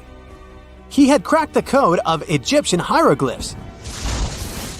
This enabled scientists to finally unravel the secrets of this ancient civilization. They weren't able to read hieroglyphs for nearly 2,000 years. After the Romans took over Egypt, the intricate writing system slowly faded away from people's minds. The last of the hieroglyphic texts date back to the 4th century. For thousands of years, Egyptians used images to show their lives. But the knowledge of how to read these pictures was lost to modern science. The story of hieroglyphs began in 3250 before current era. That's when ancient Egyptians developed writing. Their motivation was to better organize the distribution and storage of goods. One of the earliest examples is a ceramic jar that had an inscription in black ink. There were two major writing systems. The first were the hieroglyphs, which literally means sacred carving. Egyptians carved hieroglyphs in stone on temples, tombs, and similar monuments for 3,000 years. They present a system of pictorial texts. A pictograph is a picture or a drawing that stands for an idea of a word. It's a precursor to the true writing as we have it today. For example, when Egyptians wanted to write ibis, they would draw a small image of the bird. Hieroglyphs can be found on walls. They were a formal way of writing. The other writing system was hieratic. Egyptians mostly used it when writing on papyrus. That's an early, thicker form of the paper we have today. It soon evolved into demotic. This improved version became the most common writing systems in ancient Egypt. Then, in the early 4th century BCE, Alexander the Great took control of Egypt. This was the time when the Greek Ptolemaic dynasty ruled the country. You've probably heard of the last ruler of this dynasty, Cleopatra. During her time, Egyptian Demotic and Greek were used side by side. The two started mixing, and by the year 100, a new language emerged, Coptic. It slowly replaced the ancient writing system. Only Egyptian priests used hieroglyphs for the next couple of centuries, and then their meaning was lost to history. But not forever. Arabs were the first who tried to solve the mystery of the hieroglyphs. Medieval travelers came across these strange symbols and wanted to understand their meaning. They consulted speakers of Coptic and translated text from Greek and Latin into Arabic to break the code of the hieroglyphs. During the Renaissance, Europeans also became fascinated with the legacy of ancient Egypt. Scholars from the Old Continent believed that hieroglyphs were a group of symbols as opposed to a written language. This was all about to change in 1799. A year earlier, Napoleon, the famous French ruler, arrived in Egypt. His subordinates constructed a fort that dated back to the 15th century. Rashid, or Rosetta, was a port town in the northeast of Egypt, near Alexandria. One section of the old fortification wall contained an interesting slab inside. The stone tablet was made of a granite-like rock. It was just 40 inches high and 30 inches wide. It contained 3 distinctive sections of text carved into it. The letters were in 3 scripts and 2 languages: hieroglyphs, Demotic, and Greek. It was a fragment of a larger ancient stela. These are upright stone slabs that are used to dedicate to a person or an event, but the one from Rosetta was damaged. 2/3 of the hieroglyphic text on the top was missing. The bottom Greek text lacked a cornerstone. The only fully preserved section was the writing in Demotic in the middle of the slab. It eventually ended up in the British Museum. The scientific community was intrigued, and the race was on to decipher it. Prints and casts of the slab went out all over Europe. Scholars already knew ancient Greek, so in theory, this shouldn't have been so hard. The first people who saw the Rosetta Stone thought the process would take 2 weeks. In the end, it took 2 decades. The main issue was the fact that hieroglyphs and spoken ancient Egyptian didn't have a connection anymore. Scientists didn't know what sounds the letters on the slab corresponded to. Imagine if English disappeared 1,000 years in the future.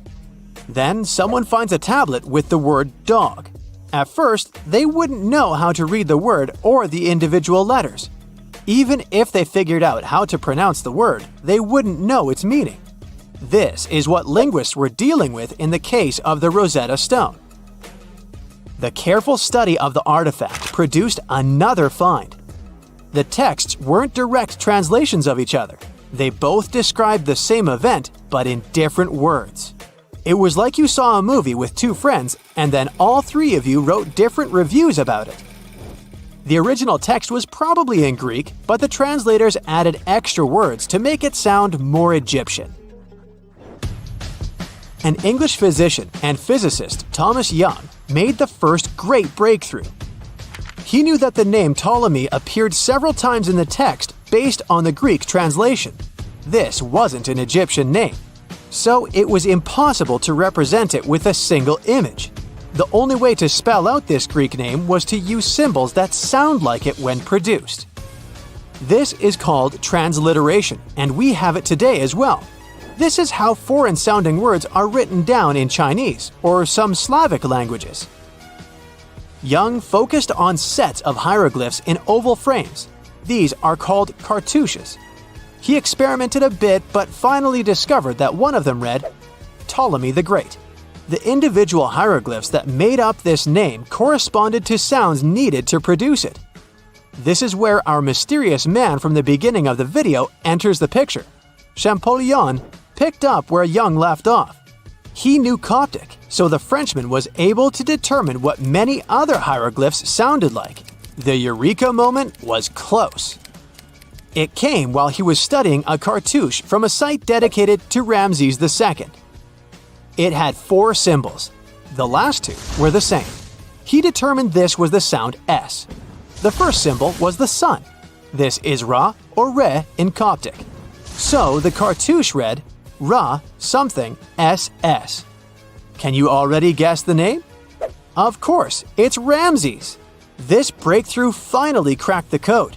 Ancient Egyptian wasn't a mishmash of cool-looking images. It was a phonetic language that Jean-François Champollion discovered in September of 1822. The stone slab is today known as the Decree of Memphis. The Egyptian Council issued it in this city in the year 196 before current era. In it, they expressed their loyalty to the pharaoh. They erected identical stelae in temples all across Egypt. The Rosetta Stone was just one copy of them, but its content is less important than the fact that Champollion's translation gave these ancient peoples their voice again. During the 1800s, European scholars didn't think that the Egyptian civilization was much older than classical Greek or Roman. Now that scientists could read hieroglyphs, a whole new chapter of human history opened. One of the most famous finds in the history of archaeology happened in 1922. That's when the British archaeologist Howard Carter discovered the tomb of Pharaoh Tutankhamun in Egypt's Valley of the Kings. The whole world admired King Tut's golden mask. But without Champollion's pioneering work, it would be impossible to know who its owner was. The young pharaoh's cartouche is phonetic. For instance, you pronounce the pictograph of a chick as the vowel U. The symbol for the key of life is an ankh, and there is a shepherd's crook in the end. It symbolizes the word ruler.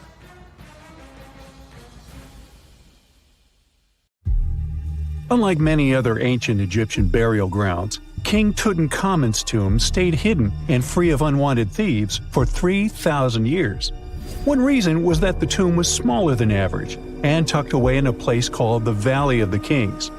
This area was already being extensively explored by the time they stumbled upon Tut's spot. The entrance was all covered in debris from building a nearby tomb, which must have also helped keep it a secret. There were also 0 writings or signs on the outside of the tomb.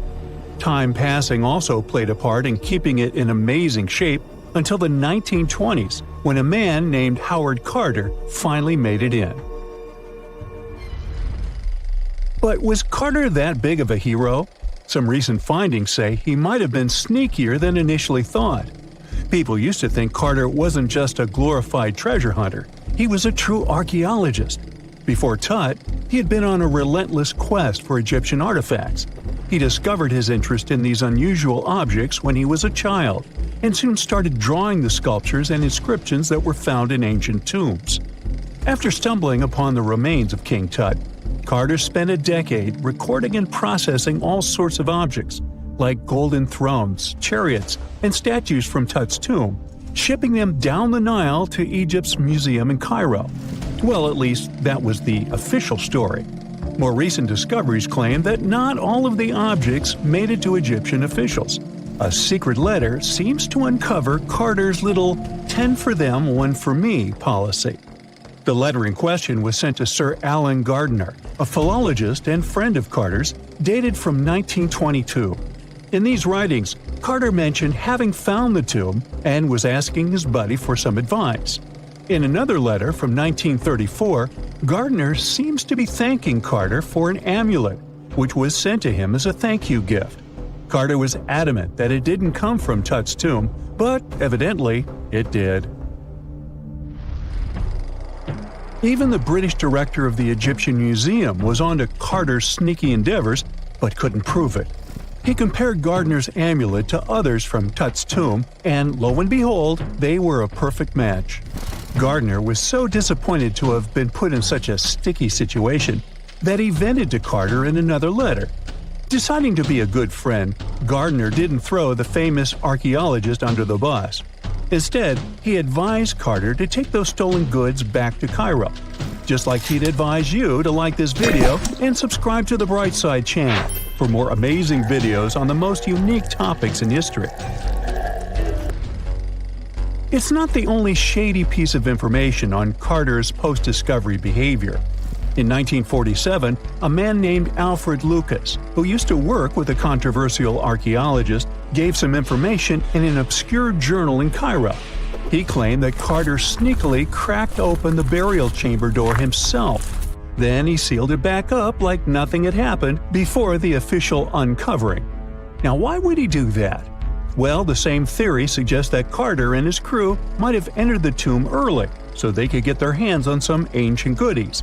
Obviously, these people couldn't risk having such objects sold while they were still alive, but made sure they were auctioned off after they passed. Carter, though, never confessed to anything. He made no official denial either, but the Egyptian government couldn't risk any more mysterious disappearances, so they prohibited him from entering the tomb for a while.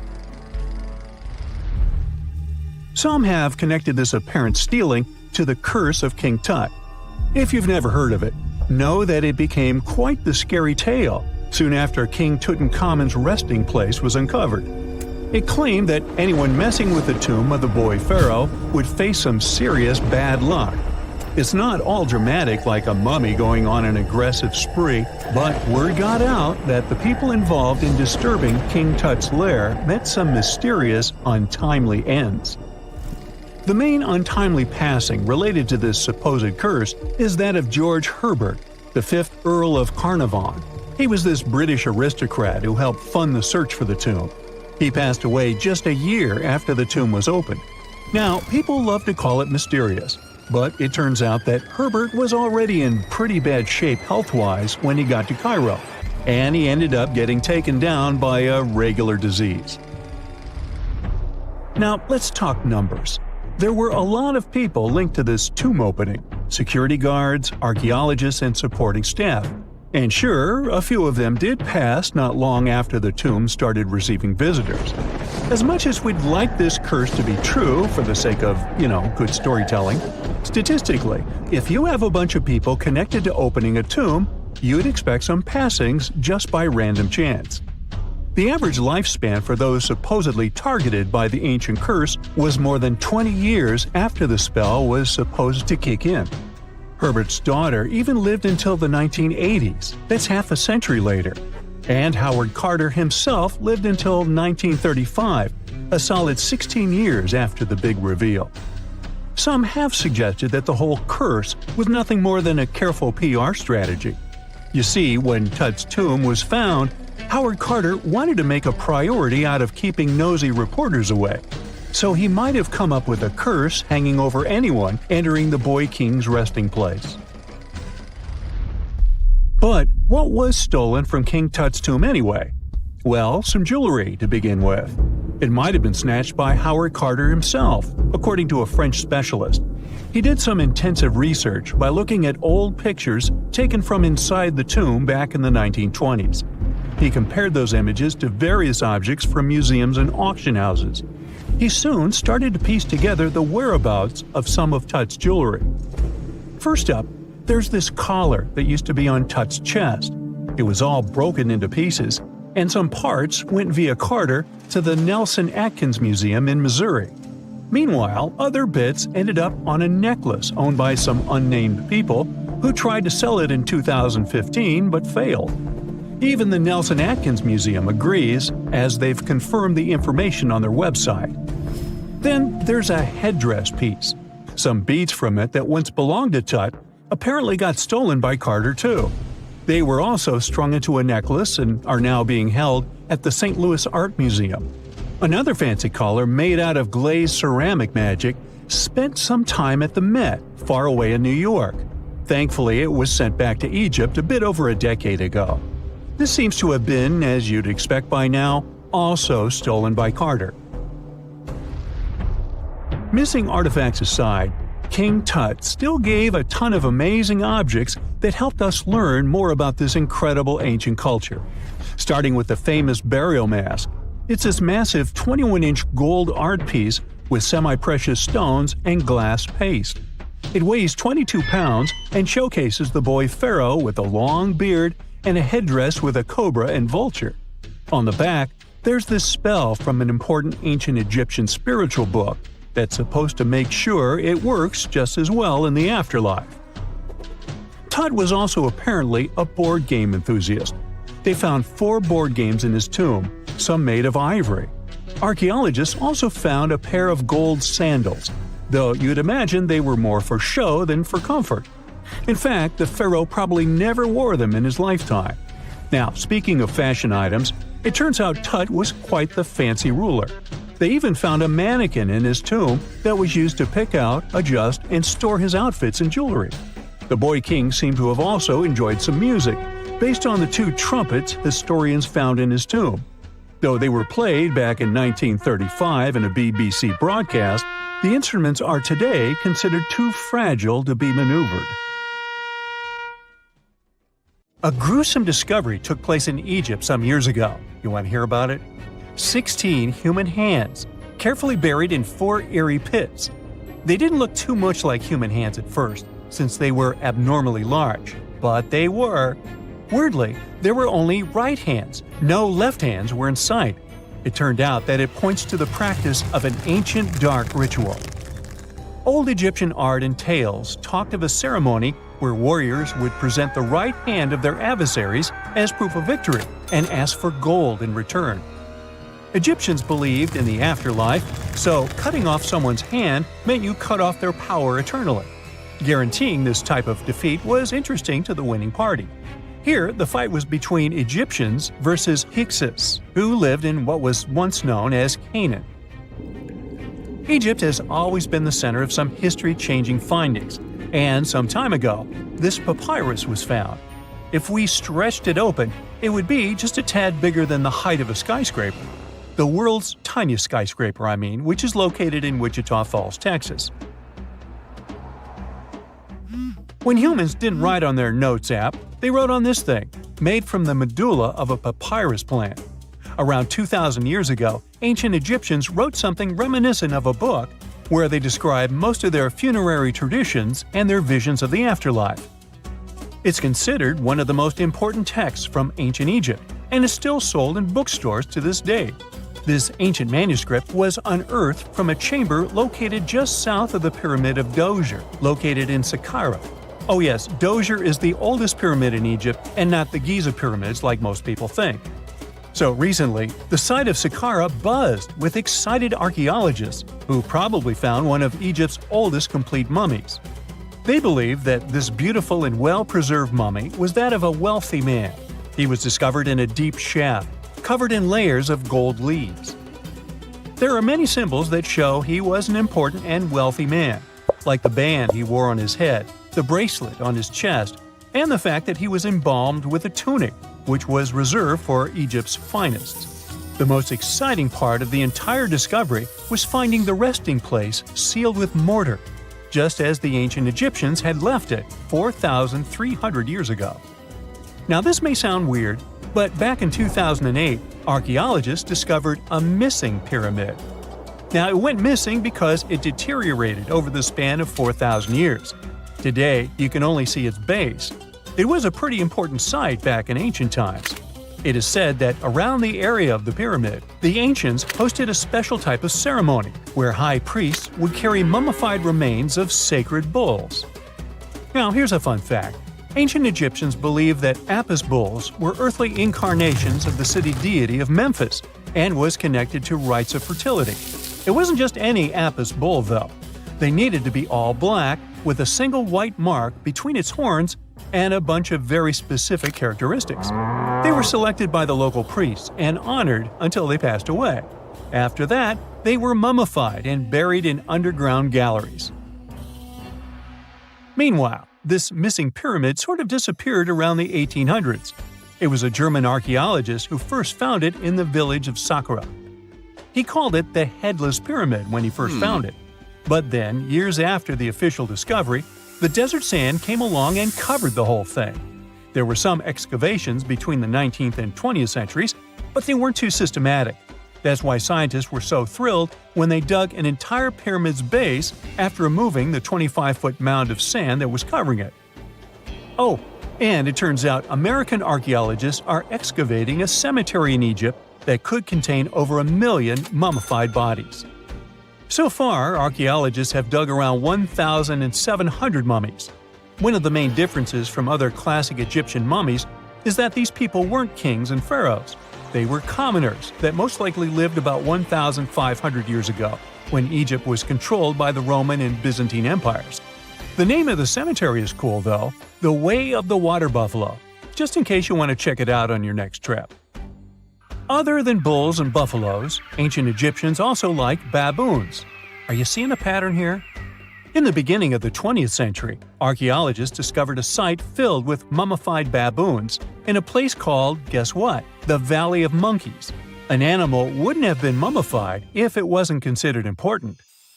Certain animals were more important than others, since they were linked to specific deities. Jackals were connected to Anubis, the ancient god of the afterlife, and cats were likened to the female deity Bastet. Baboons were a pretty big deal, since they were believed to be connected to Thoth, the deity of wisdom and advisor to Ra, one of Egypt's supreme deities. The archaeologists who studied these animals weren't too happy. They think these baboons were kept inside and were deprived of sunlight for most of their lives. They had extreme vitamin D deficiencies and they were poorly fed. Maybe Thoth got angry with these baboon keepers. Just a guess. Since there's never a boring day for archaeologists in Egypt, they also found human mummies with golden tongues. Since Egyptians were all about the afterlife, they believed that golden tongues might help a person speak once they pass to the other side. I mean, it's a long shot, but hey, why not? Some of these mummies were placed in wooden coffins with goods, such as necklaces, pottery, golden artifacts in the shape of lotus flowers and scarab beetles, and iPhones. Just kidding. A new temple was also unearthed recently in Egypt. Scientists believe it was dedicated to honor Zeus Cassios. That deity would be a cross between Zeus, the almighty Greek deity of the sky, and Mount Cassios. While digging around the Sinai Peninsula in Egypt, archaeologists spotted 2 pink granite columns poking out of the ground, and bingo. They believe these columns represented the temple's front gate and collapsed during an earthquake many years ago. And speaking of deities, there weren't only super serious deities.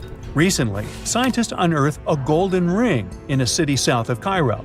No, Frodo, it's not magical. It was a normal gold ring, but it had the depiction of the deity of fun, officially named Bes. This deity is often described in sacred texts as a happy, chubby dwarf. Today, many tattoos we get are sorta deprived of any sense and are made of aesthetic purposes only. In ancient Egypt, though, women would get tattoos as a token of protection for childbirth. That's what scientists think, at least. Around the Nile region, scientists found some mummies that had well-preserved tattoos, which is a rarity since the skin deteriorates so easily. 2 of these women tattooed their lower backs, and the drawings were simple. They were mostly pictures, including that same chubby dwarf we just talked about, Bes. He also had a side hustle as the protector of women during childbirth. Now, would you believe me if I told you ancient Egyptians invented robots? No? Well, that's because that's not entirely true.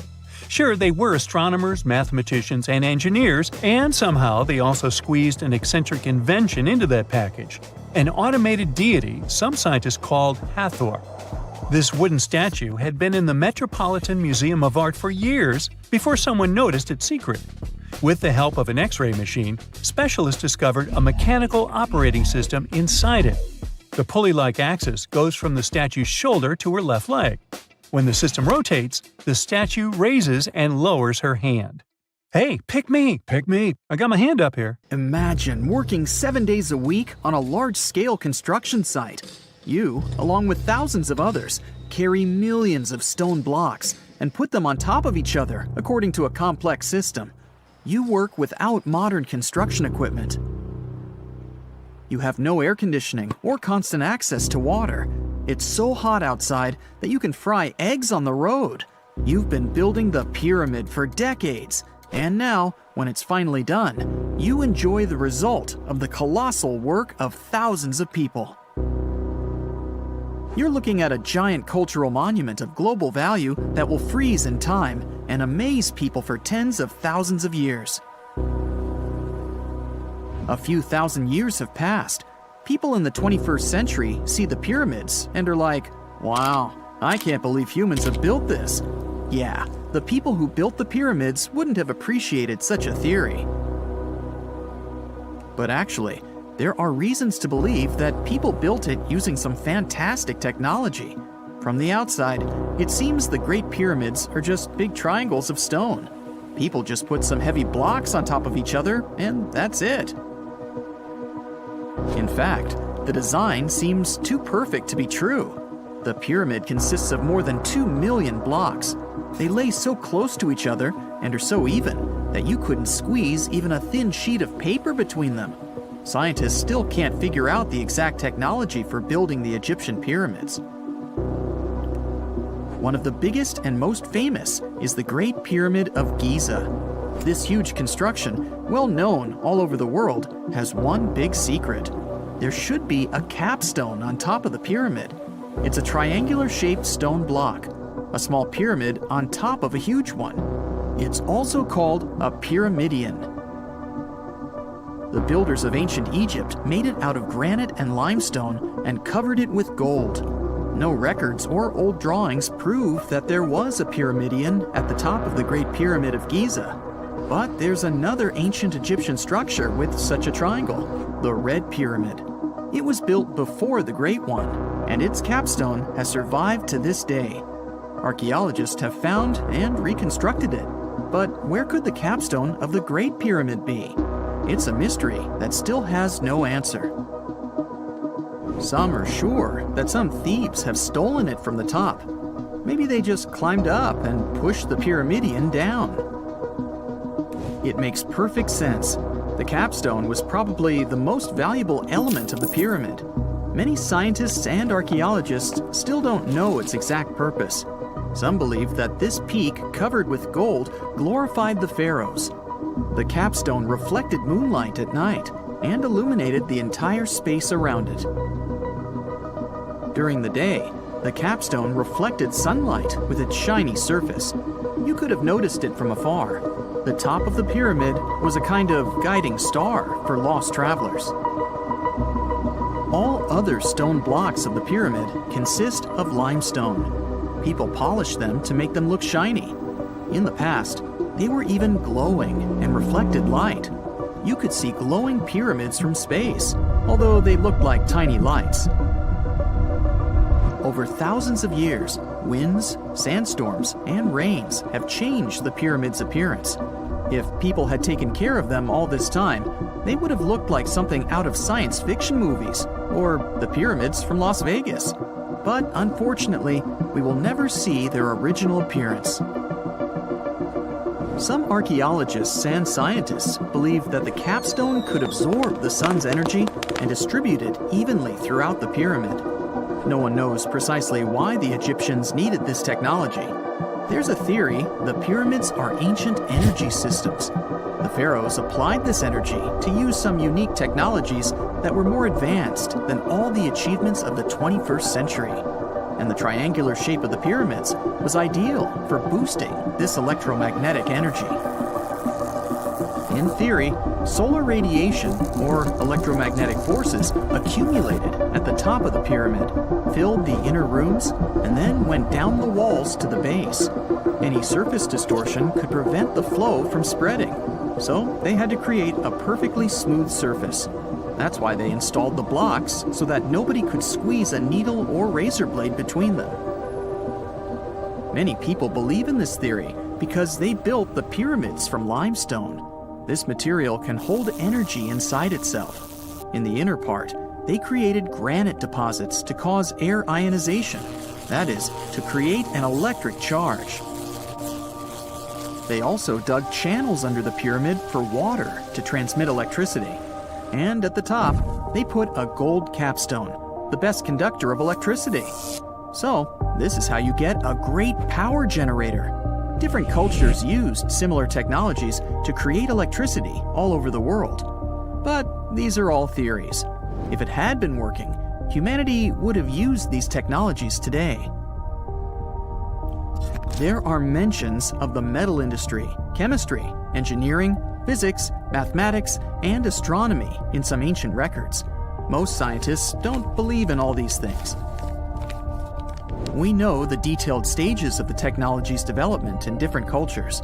In the 21st century, scientists, historians, and anthropologists can track the evolution of all modern devices. If people had created some technological inventions in ancient times, the history of the world would have looked different.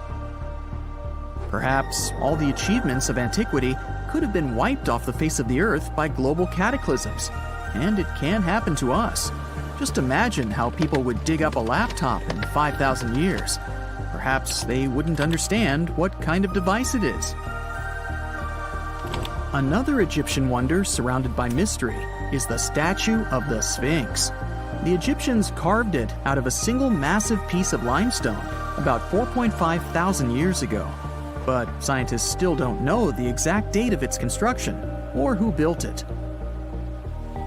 People painted the Sphinx in different colors, so it looked much brighter and more vivid in the distant past. It was shining just like the Great Pyramids.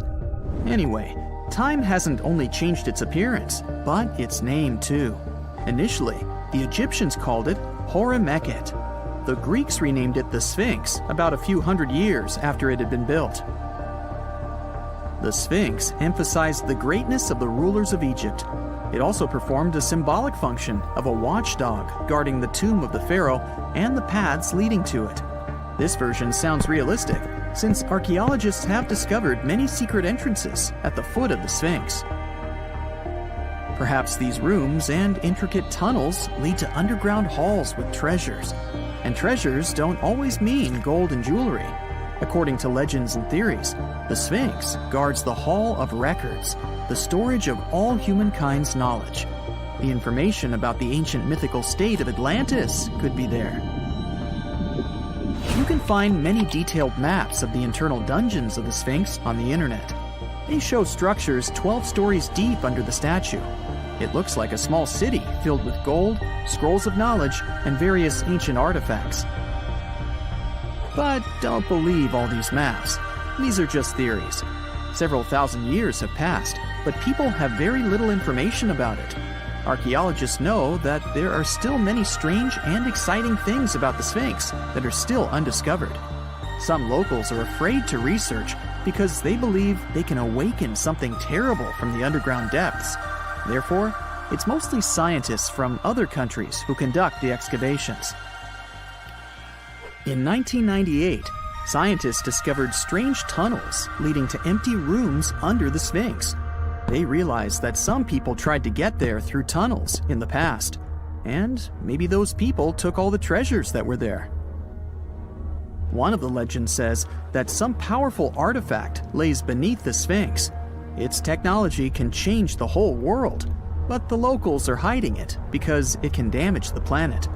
Some believe that you can find evidence of unknown technologies painted on the granite walls in the pharaohs' tombs.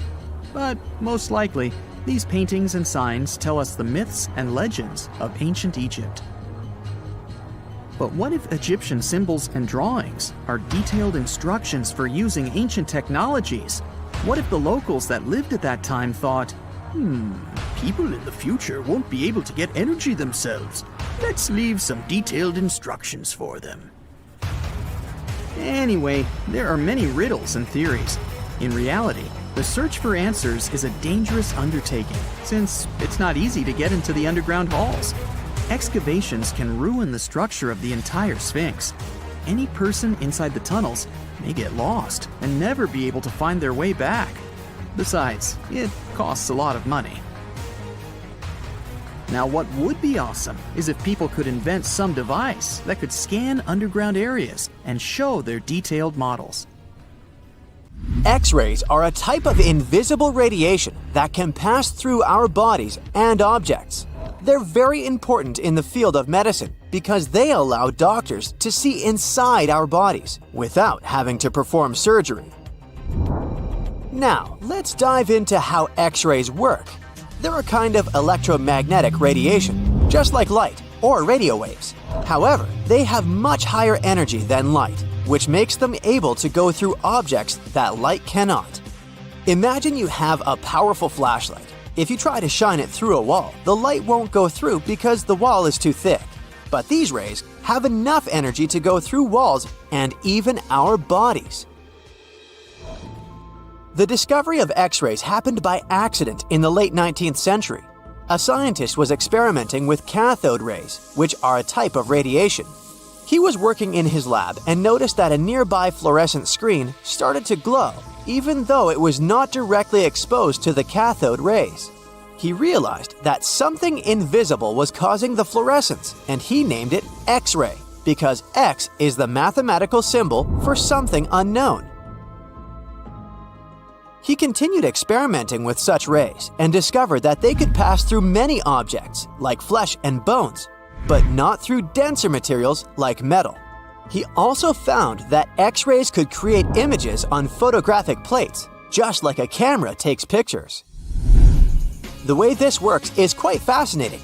Imagine you're standing in front of a bright light and you hold your hand in front of your face. Your hand blocks the light and you can't see through it. But if you place a sheet of tissue paper in front of your hand, some light will pass through, and you'll be able to see the outline of your hand. X-rays work in a similar way. When a doctor wants to take an X-ray of a part of your body, they will ask you to stand or lie down next to a machine. This device has a special plate that can capture the image. Let's say the doctor wants to further examine your arm. They will place the X-ray plate on one side of your arm and the machine on the other side. Then, the machine will produce a controlled burst of X-rays that pass through your arm. Remember how we talked about the tissue paper allowing some light to pass through? Well, in this case, some of those X-rays will go through your arm, while others will be absorbed or blocked by the denser parts of your body, like bones. The plate captures the X-rays that pass through your arm, and it creates an image. This image shows the bones and other structures inside your body, allowing the doctor to see if there are any problems or injuries. Now, you might be wondering why X-rays can pass through some things but not others. It has to do with the density and composition of the objects. Denser materials like bones absorb more X-rays, so they appear white in the image. So when you look at the result, you'll see your bones as white shapes. Other tissues like muscles and organs are less dense and allow some of those rays to pass through, so they appear as gray shadows. What if I told you there's a whole new way you can peek inside objects, but without using X-rays? I'm not talking about magic powers. Take a comfortable seat while I explain what mutography is. This fascinating scientific technique allows us to see inside objects and even beneath the Earth's surface using a special type of particle called a muon. These elementary particles are very similar to electrons, but they're much heavier. They are created high up in the Earth's atmosphere when cosmic rays, which are particles coming from space, collide with the air molecules. Now, muons are special because they can pierce through different materials. They can pass through rock, soil, and even buildings. Scientists realized this potential back in the 1950s when they were studying cosmic rays and noticed that some of the particles could pass through thick materials. The first muography experiments took place in the 60s. Specialists discovered that muons can be detected using special devices called muon detectors. These detectors are usually placed underground or in specially designed laboratories to shield them from other particles and background radiation. Now let's dive into how muography actually works.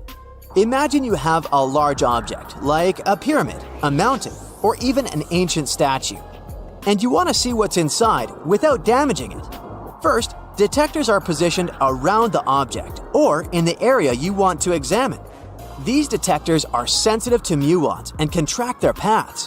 When such a particle passes through a detector, it leaves a trace, like footprints in the sand. By collecting data from multiple detectors, scientists can reconstruct the paths. Here's where things get really cool. The Earth's atmosphere acts like a natural filter for muons. It turns out that the more massive an object is, the more particles it will block.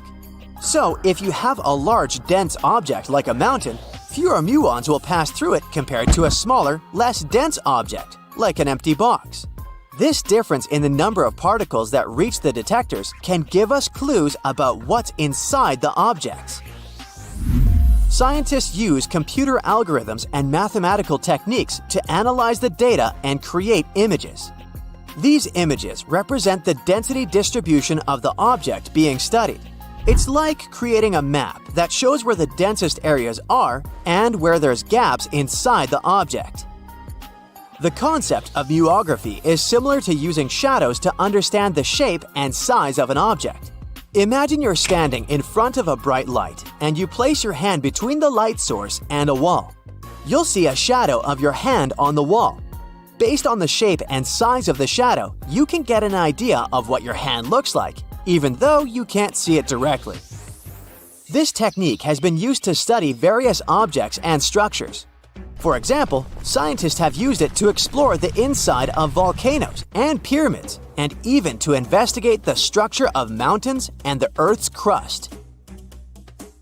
With the help of this amazing technique, scientists have now uncovered new information about the Great Pyramid of Giza.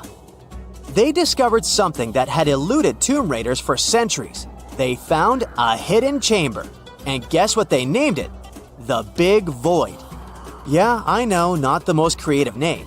They even used 3 different muon detection techniques just to be super sure that it was indeed a big, mysterious void inside the grandest pyramid of them all. Once news got out about this mind-boggling discovery, Egyptian authorities couldn't resist the temptation to explore further. So they brought in an endoscope camera to confirm the existence of this epic void. So they inserted a camera through one of the openings underneath the entrance, and voila! It revealed a corridor. More so, the corridor had a chevron ceiling. I can't help but imagine the ancient Egyptians using it as a cool dance floor. Another team of scientists decided to take another shot at scanning this newfound void. According to them, the Great Pyramid of Giza is a pioneer in the pyramid game. It used a technique called chevron to cover internal structures and keep them from collapsing. Now, why did the ancient Egyptians build this corridor and the grand void it leads to? One theory suggests that the corridor was built to relieve pressure inside the pyramid. Another theory says that the void could be a result of the pyramid's construction process. It could have been an internal ramp used to move roof blocks into position, and then it was left there or filled loosely with rubble. According to other enthusiastic explorers, there might be another burial chamber waiting to be discovered. They believe that the pyramids were built with a dash of randomness in the construction process. As the builders worked their magic, they realized that some chambers wouldn't be able to handle the weight of a majestic sarcophagus. So they made adjustments on the fly, creating new plans as they went along. Now, let's assume that another species, whether humanoid or dolphin-like, could have existed millions of years ago. How do we find their traces? There was a Doctor Who episode about a non-human industrial civilization on Earth that existed long before us. These reptiles, called Silurians, were forced deep underground by a catastrophic rise of temperatures on Earth, and there they thrived for centuries. That inspired scientists to create the so-called Silurian hypothesis. If there was an advanced civilization before us, we should find their traces somewhere. Well, let's try. Climatologist Gavin Schmidt and astrophysicist Adam Frank decided to dive into this themselves. Like us, any technologically advanced civilization would be hungry for energy, so they looked for global effects that would leave a widespread mark. For example, hints of large-scale industrial processes, like plants and factories, and their leftovers. Then comes the question of how long these civilizations would last. If they existed for a long time, we should look for long-lasting signs, like residues from burning fossil fuels, mass extinctions, synthetic chemicals not found in nature, and even traces of nuclear fission. Basically, we should search for the same kinds of things that humans are currently leaving behind as evidence of our activities. Unfortunately, this evidence isn't that easy to find. Let's imagine an unsettling scenario if humanity suddenly disappeared. Even though it seems like we've left a lot of changes on our planet, the future civilization millions of years from now would struggle to find any remnants of our existence. Why? Well, our planet has existed for 4.5 billion years. Complex life on Earth has existed for more than 400 million years. Compared to that, our industrial period only lasted around 300 years, and we haven't left any significant traces. Our record of Earth's history is full of gaps, especially the further back you look. The fossil record captures only some things, being very selective and incomplete. On average, one fossil emerges every 10,000 years, and dinosaur footprints are even rarer.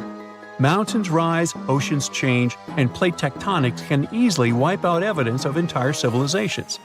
After a couple of million years, chances are any physical signs of a civilization would disappear. In order to find at least something, we have to look for things like odd sediment patterns or unusual isotopic ratios. Also, fossils mostly form in water, leaving us in the dark about creatures on land or in the jungles. So even if there was a technologically advanced society millions of years in the past, and even if they were far more advanced than us, we might struggle to find any clues of its existence. Frank and Schmidt try to understand how we could ever hope to spot signs of them. Discovering actual cities would be the ultimate proof of a Silurian-style civilization on Earth. But Adam Frank isn't too optimistic. Even now, our cities cover less than 3% of the surface, making it easy to miss ancient city ruins. Whether a city survives over tens of millions of years depends on whether the land around it is sinking, getting locked into a rock, or rising, getting worn away by rain and wind. So places like the French Quarter in New Orleans might have a better shot of making it into the geologic record than, say, Haight-Ashbury in San Francisco. When it comes to finding artifacts, the odds are pretty slim as well. No prehistoric iPhone would survive millions of years, fancy glass or not. Finding their fossilized remnants might be a bit more promising, but it's still tricky. Considering modern humans have only been around for about 100,000 years, it's quite possible that we might overlook any traces of an earlier advanced species. There is one thing, though. We could stumble upon their traces in rocks. Our current chaotic era might leave a distinct mark on the Earth's geological history, especially since we're basically experiencing PTM 2.0. I'll get to that in a moment. So they try to look at the changes in the carbon cycle. Humans have been releasing a lot of fossil carbon since the 18th century. This leaves a special mark in the carbon isotope ratio, like a signature that shows the difference between carbon in living things, such as seashells, and carbon in lifeless volcanic rock. Scientists also look for signs in the way sediments are arranged. Large coastal deltas might mean that there were bigger rivers made by folks in this hypothetical civilization. Traces of nitrogen could suggest big-scale farming, where they used a lot of fertilizer. Spikes in metal levels in the sediment could mean runoff from heavy industries. Of course, a single find like that wouldn't tell us anything. Schmidt says the key is to look for multiple signs together. Without clear artifacts, The uniqueness of an event might show in various clues rather than a set of changes linked to a single cause. On a quest for Silurian-style clues, scientists even decided to check the Moon. Some astronomers find it surprising that no one has looked into this before. They even joked about the possibility of dinosaurs building rockets and leaving traces on the Moon or other celestial bodies. These astronomers think that Earth-like planets tend to erase signs of civilizations on their surfaces. So they're exploring the wild notion that these beings might have been space travelers. In that case, remnants of their technology, known as technosignatures, could be lurking not only on our Moon but also on asteroids, or even buried on Mars. There they might endure for millions or even billions of years. Unfortunately, so far, despite digging into the past 380 million years and examining all suspicious events, the researchers haven't found a clear match for a technological civilization. They don't give up, though. Frank calls for more investigation. For example, we could study how modern industrial chemicals stick around in ocean sediments. This, he believes, could help us identify similar chemical traces in the Earth's history. If there are no traces, why do we even bother to find something like that? This research is based on Schmidt and Frank's recent papers. They were delving into the Anthropocene. It's the proposed epoch, dominated by human activities on Earth. It's full of these things called hyperthermals. They're prehistoric events when temperatures on Earth sharply increased over a relatively short time. They're like extreme heat waves from the past. A great example of this is the Paleocene-Eocene thermal maximum, or PETM for short. It happened around 55.5 million years ago and saw a rapid rise in global temperatures. Over 200,000 years, the average temperature on Earth jumped from about 9 to 14 degrees Fahrenheit. We studied these hyperthermals to understand how they occurred, from natural causes or human activities. So, these hyperthermals sparked the genesis of Frank and Schmidt's research. To study them, scientists started examining chemical signals and tracers left in rocks. When doing that, Schmidt and Frank uncovered some eerie parallels between all the climate issues we have today and past periods of rapid temperature shifts. There's a close similarity between the PETM and other hyperthermal events. So all this work isn't just about solving a historical mystery. Understanding our impact on the environment can guide us to finding better ways to live in harmony with the planet and avoid becoming a forgotten species in the future. Our Milky Way is filled with lots of planets that could be just right for life, but we don't know if there are other civilizations out there. Earth is the only place we know of with living beings. About 200 years ago, people wondered if there might be civilizations on Mars. Back then, it was a real question, but once we got pictures from space probes, we decided there wasn't any evidence for it, and that idea got stuck in our minds. Now, it's not even considered a valid topic for serious science. It's seen as kind of silly.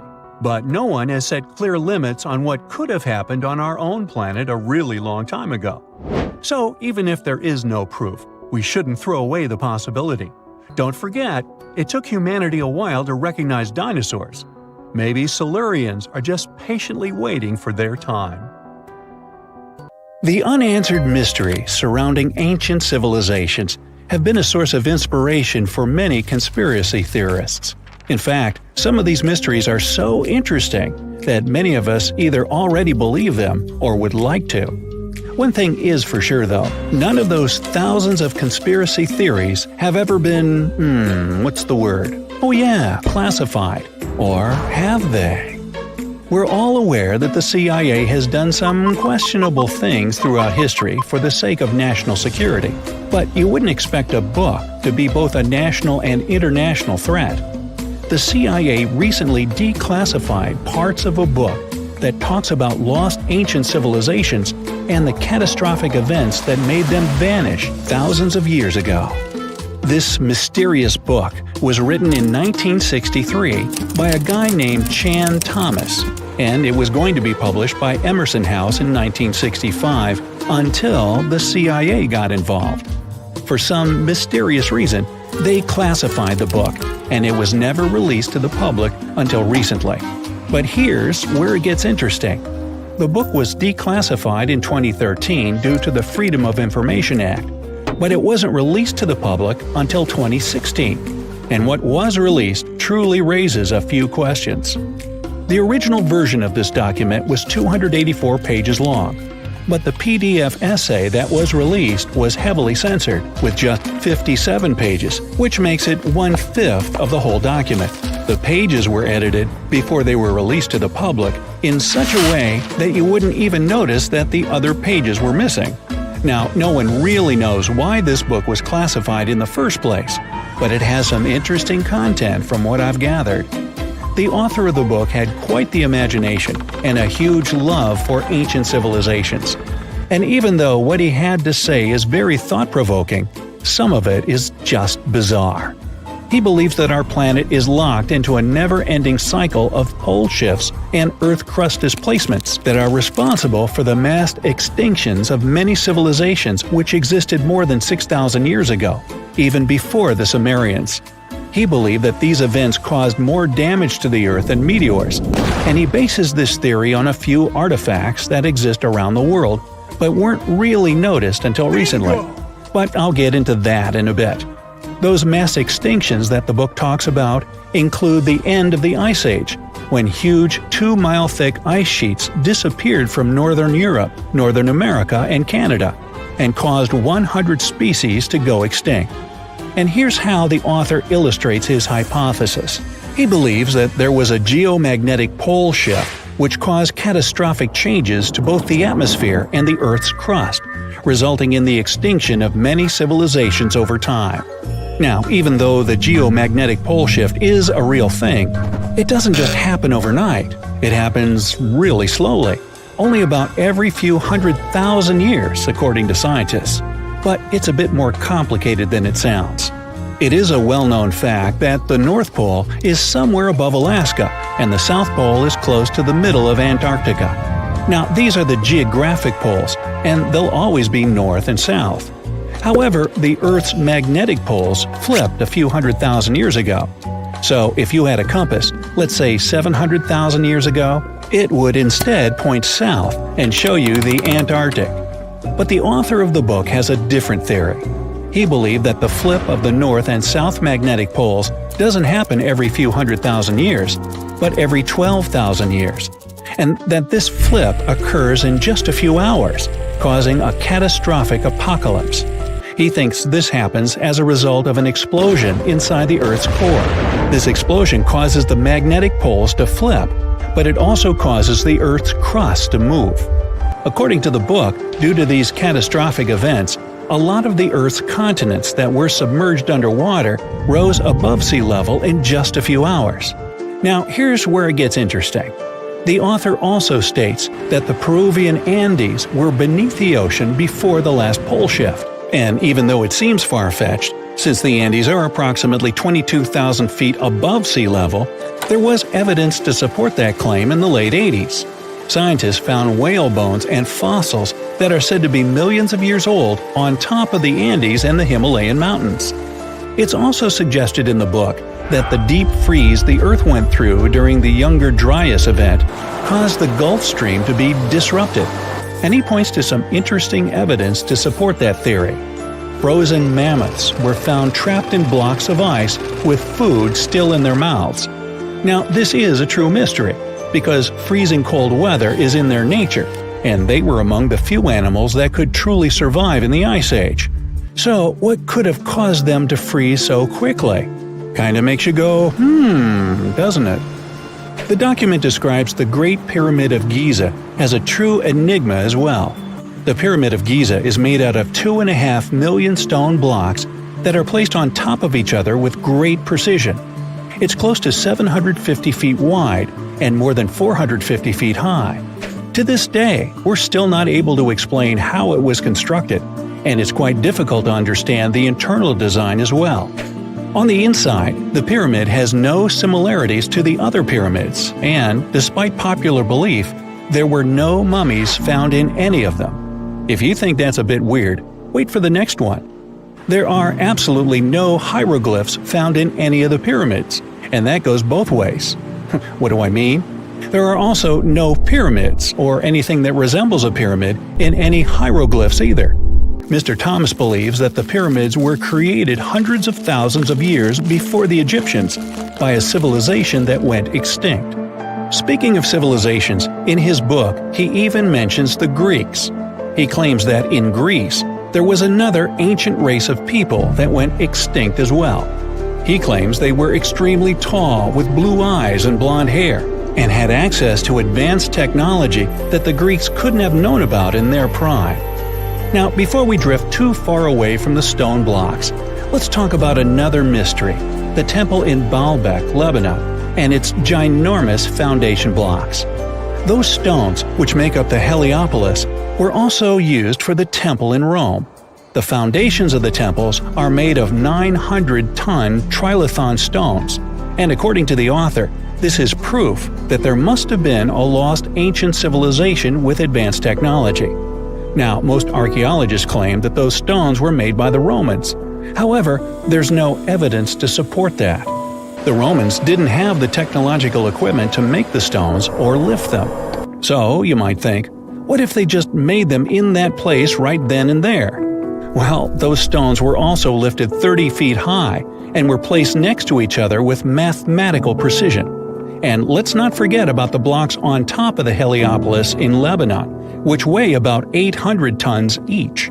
But wait till you hear the next one. The Romans don't even credit themselves for these stones. They claim that they built up the sides, but they don't take credit for the extraordinarily large and heavy foundation stones. The author also makes an interesting point about the distance between the Roman capital and Baalbek in Lebanon. Why would the Romans build the world's largest monolithic stones in such a remote area, and so far away from their capital, and never take credit for it? Well, folks, it's a mystery to me. Now, let's move on to the most intriguing enigma, Easter Island, which is located in the middle of the Pacific Ocean, or nowhere, if you will. The author questions how people found it or even settled in such a remote island that long ago. One of the signifiers of Easter Island are the Moai statues, and the mystery surrounding who they depict and why. What's an even bigger question is how they were created, moved, and positioned in the places they were found. According to this declassified document, Easter Island was part of the now lost continent named Mu, and it was sunk in the Pacific Ocean in a disastrous cataclysm that happened during one of those pole shifts. The continent of Mu, according to the book, was as big as South America, and what we now call Easter Island is just what's left of that continent. The author also believes that this is what happened with the lost city of Atlantis as well. Plato is even quoted about this, saying that the whole city of Atlantis sunk miles beneath the waves within just a day. Even though the whole story sounds very intriguing and makes some interesting points, we know that, scientifically speaking, a cataclysmic pole shift causing entire civilizations to go extinct isn't possible. Scientists found a new statue on Easter Island, inside the crater of an old volcano.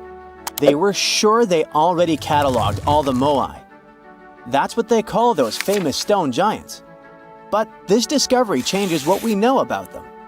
First of all, the Moai were rarely alone, so we may hear about more of them in the same area. Second, it's the first Moai found at the bottom of a lake.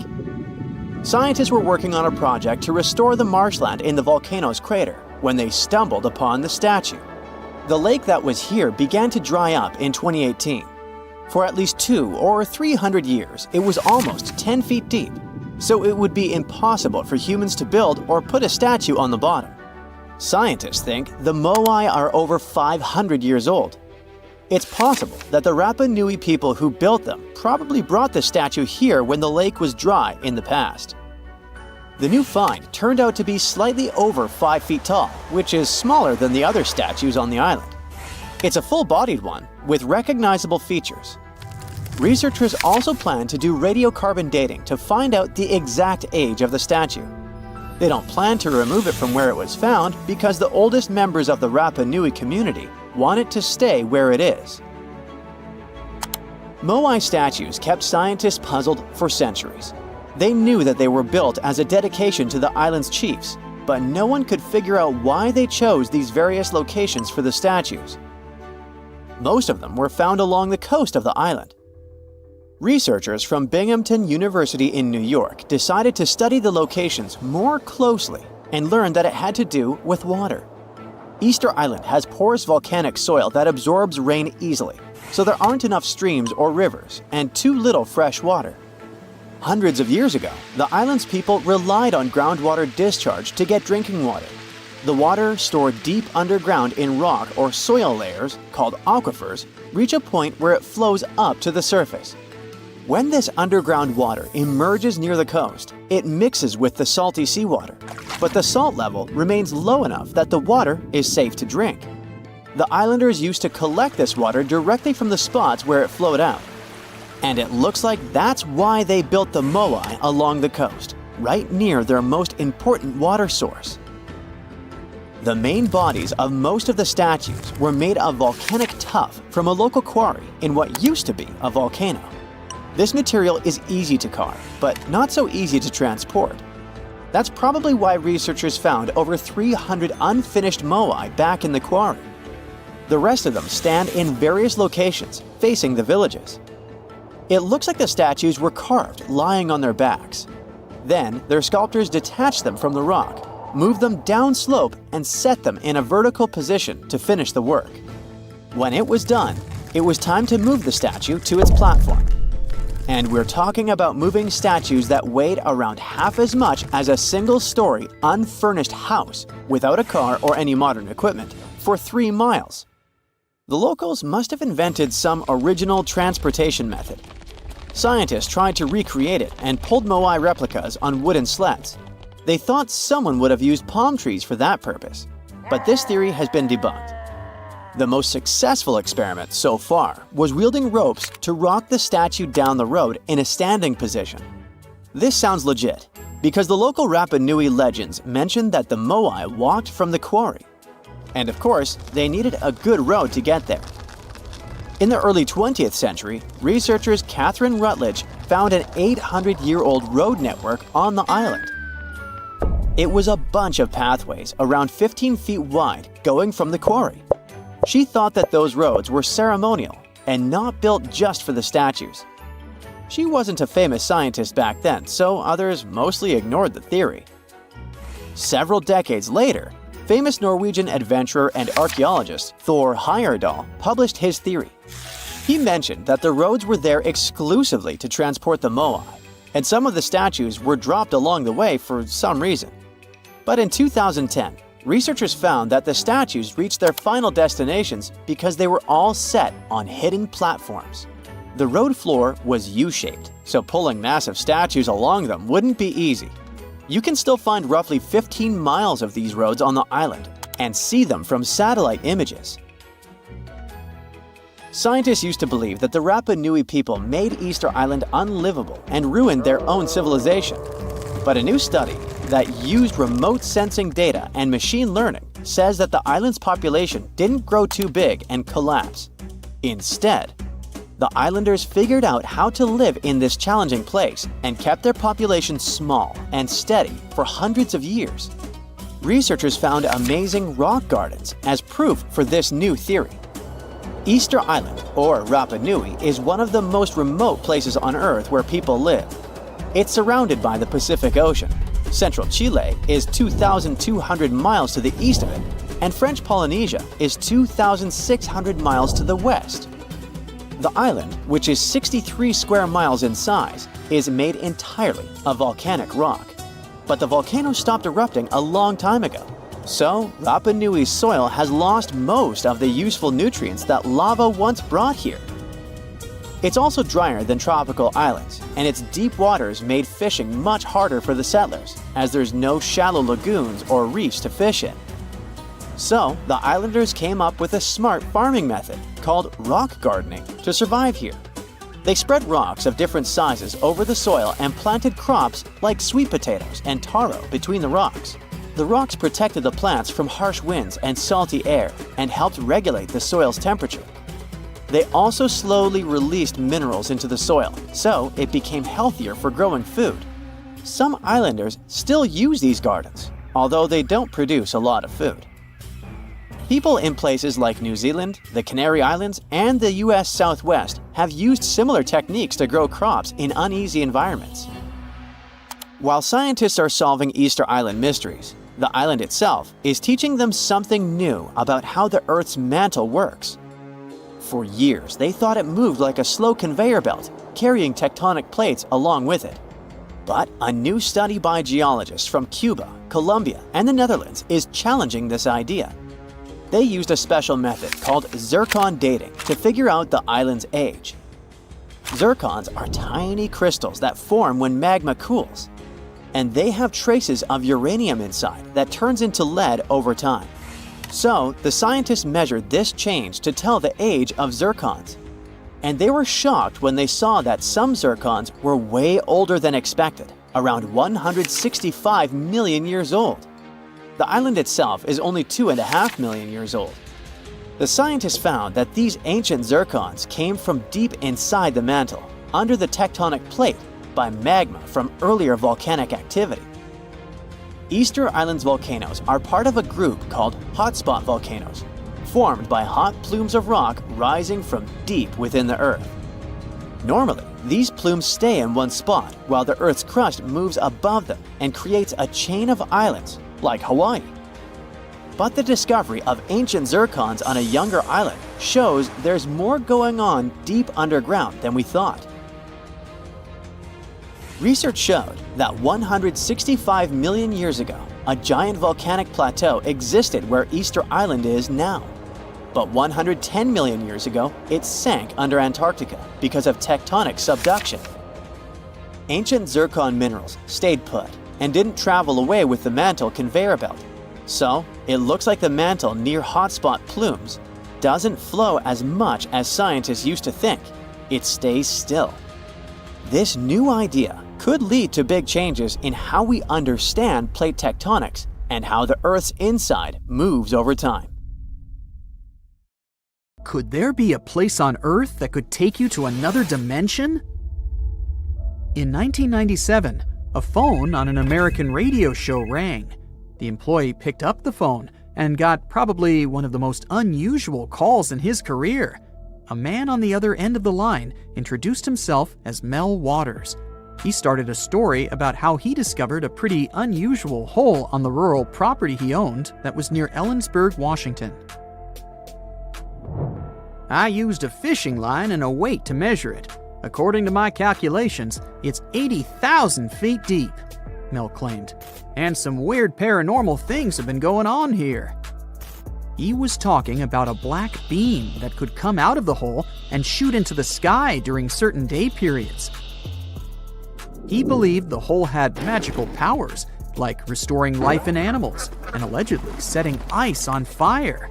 Yep, the ice in question didn't melt. It burned like coal. The call went public. Mel managed to convince many listeners his story was true. One geologist, named Jack Powell, was especially interested in the story he had heard on the radio. He found it somewhat curious, particularly because Mel claimed it was basically the bottomless pit. Jack was in geology for decades, and he was familiar with the fact that the deepest shaft goes a bit over 40,000 feet below the surface. Jack started to investigate that mysterious case, but no matter how hard he tried, he couldn't find the hole. Further investigation led to the fact that they later couldn't even find a person named Mel Waters that lived close to Ellensburg, Washington. After the phone call went public, the mysterious Mel even claimed some tried to pay him off to stop talking about the hole. This whole story became an urban legend. Later, many people claimed they found that hole and saw weird things happening there. They heard strange noises coming out of the hole. Others saw lights and unusual creatures coming out of the hole, and some believe the hole goes all the way down to the center of our planet, whereas others go so far to think it's a secret portal to another dimension. A few people think Mel's hole is a spot where space and time are warped. People or objects that enter it never come back, and no one sees them ever again. Of course, those are all just different theories. After all, no one still knows if Mel's hole even exists or not. That deepest hole in the world we've mentioned before, the one that actually exists, is called Kola Super Deep Borehole, and it's human-made.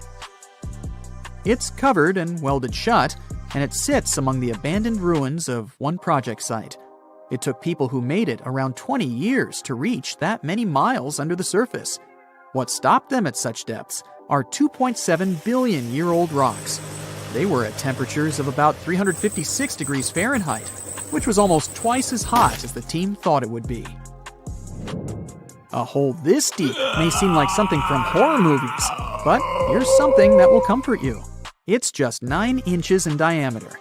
That means you can't just wander around and accidentally fall inside of it, which, you have to admit, makes it a bit less scary after all. But many locals are still very afraid of it and are not comfortable with this hole. Many of them claim they hear terrifying screams at night coming out of it. If you decide to enter Krubera Cave, one of the deepest ones on the Earth, know that it could take days or even weeks to reach the bottom. This massive cave complex is located in Georgia, and it goes over a mile under the surface. It even got the nickname of being the Everest among other cave systems. The cave system looks really scary. Imagine going down there. But it's also home to a fascinating diversity of wildlife. There's also a basin filled with water at its bottom. The Berkeley Pit is a toxic hole. It's a former open-pit copper mine located in the western part of the United States. The hole is a mile long and half a mile wide. It's 1,780 feet deep, which is taller than the Empire State Building, and nearly half of it is filled with heavily acidic water. It has a similar level of acidity to gastric acid or lemon juice. This pit is full of dangerous chemicals and heavy metals. The water at the surface is red because of all those heavy metals that float around, like breadcrumbs in this poisonous soup. This soup has ended the lives of many birds that tried to land in the water at some point. If you want, you can even go there, pay the ticket, and check the pit out from a safe distance. It's a perfect day. It's not cloudy, the sun is out, and you're in the tropics, swimming in the sea. The water is crystal clear. So clear, it seems like you could see the bottom of where you're swimming. You look down and all you can see is darkness. The bottom is deep down below you, and if your imagination runs wild, you'll see giant sea monsters coming from down there right away. And that's how it feels to be above Dean's Blue Hole. It's nearly circular at the surface, but if you dive a bit deeper, it suddenly widens into a 4 times wider cavern. It's located on Long Island in the Bahamas, and it goes 663 feet below the surface, which makes it the second deepest hole in the world. It's a sinkhole filled with salt water that has an entrance below the water level. Such sinkholes can form in different processes. For instance, when rainwater soaks through fractures of limestone bedrock directly onto the water table. And in the case of this pit, the sea level has changed too. It got higher compared to, let's say, the Ice Age from 15,000 years ago. This one is Mount Baldy Sinkhole in Indiana. It was a beautiful sunny afternoon. A woman named Erin was on Mount Baldy, just finishing her scientific study of wind speeds. She was happy with how things were going, but suddenly, a bad hunch erased the smile off her face. She turned around and saw a man in his swim trunks. He was desperately clawing at the sand. "He's right here!" he yelled, while his wife was near him, panicking and in shock. Their 6-year-old son had disappeared, simply vanished down a hole. Erin didn't see any sign of an opening. She saw no upturned sand, which you'd expect to see if a person had just dug a hole. More and more people were coming to help, and someone called 911. She couldn't believe that something like that could happen. She thought their son was just hiding somewhere around, waiting to jump out and surprise them. So she went home.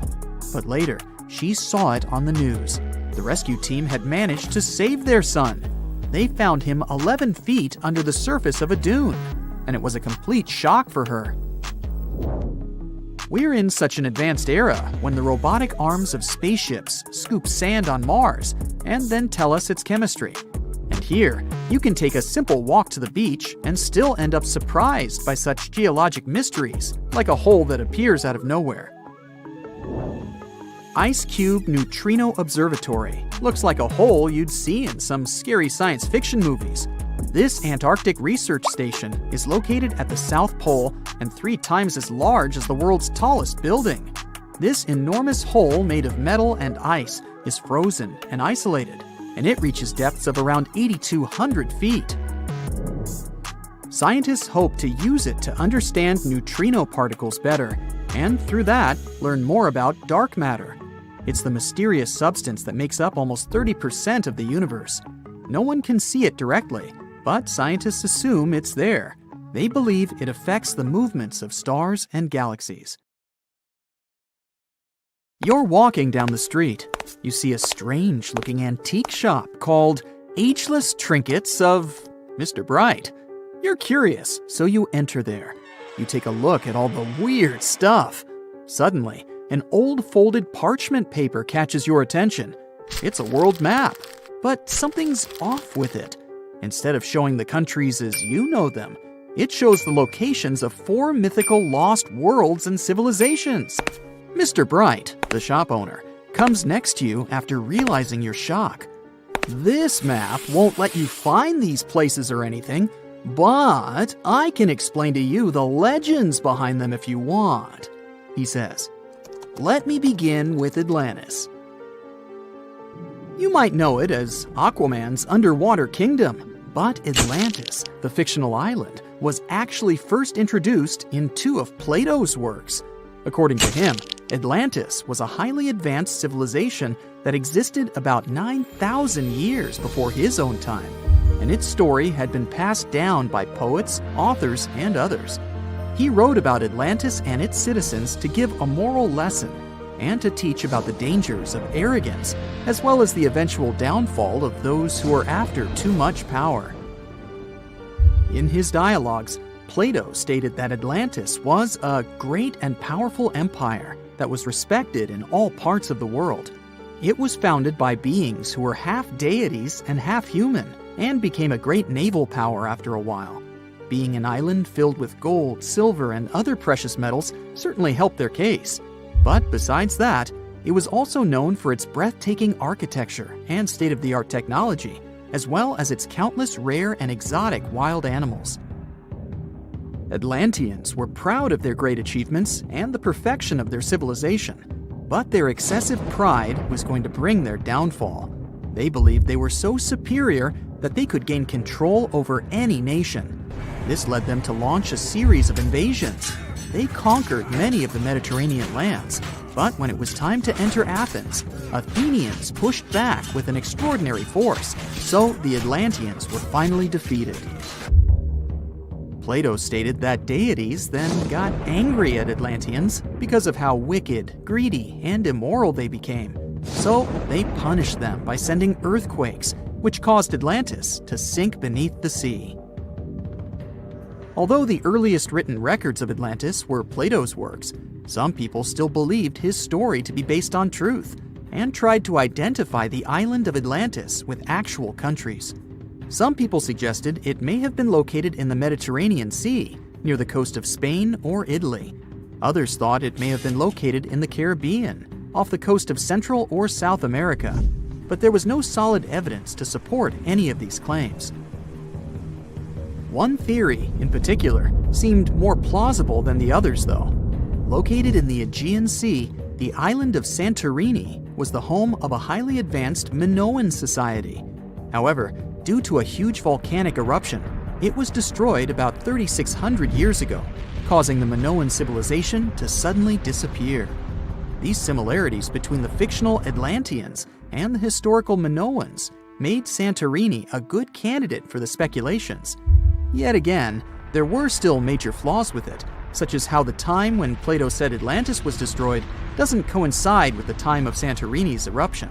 So Atlantis still continues to be regarded as nothing more than a popular legend in the scientific world. Now, let's move toward the northeast direction on the map, Mr. Bright says. According to Celtic Breton mythology, There once was a magnificent city called Ys, also known as Caris, that towered over Douarnenez Bay in France's Brittany region. It was the most wealthy city in the entire Atlantic. It was especially famous for its beautiful gardens and buildings, and its citizens were all living comfortably and happily there.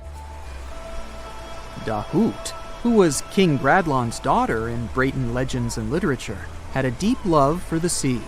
She begged her father to build a city at the edge of the sea, and that is how the city of Ys was established.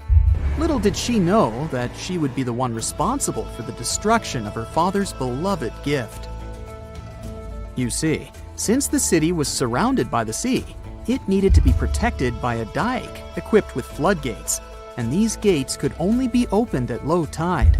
And the only one who had the keys to these gates was the king himself. One day, a handsome red knight arrived at the city, but couldn't pass the gates. Dahut was so taken by him that she wanted to let him in. She knew that her father was the keeper of the only key to the city, so she sneaked into his room and stole it from him. Then she gave it to the Red Knight so that he could enter the city and they could be together. However, the Red Knight turned out to be the Prince of Darkness, and he intentionally left the gate open to the raging sea. The waves soon swallowed all of Ys. King Gradlon was able to escape on his magical horse, but Dahut couldn't. She turned into an evil mermaid who lured sailors into the sea. Today, if you go to Quimper, a city in Brittany, northwest France, you can find the statue of King Gradlon riding on his horse. Although the city of Ys is a legend, Brittany coast locals believe that on the days when the waters are calm, you can still hear the tolls of the city bells deep under the sea, if you listen carefully. Mr. Bright then points at the Indian Ocean on the map and says, "Now, have you heard about Lemuria?" Back in the mid-1800s, a few scientists suggested that there was once a continent that existed in the Indian Ocean, somewhere close to the south of modern-day Sri Lanka. The first one to popularize this theory was the British lawyer and zoologist Philip Lutley Sclater. In his paper, The Mammals of Madagascar, he stated that he found lemur fossils in India, and not in Africa. However, this discovery was extremely shocking to him because of the fact that lemurs' original homeland, Madagascar, is much closer to Africa. He proposed that this was possible only if some larger continent connected the two once. He stated that this continent must have eventually sunk to the ocean floor. He then named it Lemuria, and hence the theory was born. People who came after Sclater took his theory a step further and thought that Lemuria was also the home of an extinct race of humans called Lemurians, who had 4 arms and enormous bodies, and were also the ancestors of modern-day humans, as well as lemurs. Of course, as new scientific discoveries were made on plate tectonics, evolution, and the study of DNA, the theories regarding the fictional continent called Lemuria were debunked. The last fictional land on the map is Agartha, Mr. Bright says. Taking its roots from Eastern mysticism, one legend says there's a kingdom called Agartha that is located deep beneath the surface of the earth. It's where all 4 corners of the world are connected by paths and tunnels. It is said that there's a secret entrance into Agartha hidden in the Gobi Desert, and it's built by Agarthans themselves using advanced technology that can't be detected by us, the surface folks. According to some beliefs, Agartha exists to counterbalance the energies of those who live above the surface. While we live in a state of rush and heightened emotions, this world beneath us is the total opposite. Some even say that those who escaped Atlantis fled here to continue their lives inside the Earth's core. And yet, others think it's actually a land that's crawling with all kinds of monsters. But there's no need to be scared, since modern science proved Earth's core is not actually hollow and is a solid hot iron ball. So you can cancel your journey plans to the center of the Earth if you've made any. Thanks, Mr. Bright. Have you heard of Göbekli Tepe? It's an ancient site in Turkey that literally made historians rewrite history books. Over 11,000 years ago, a group of prehistoric humans crafted an enigmatic masterpiece that's even older than Stonehenge.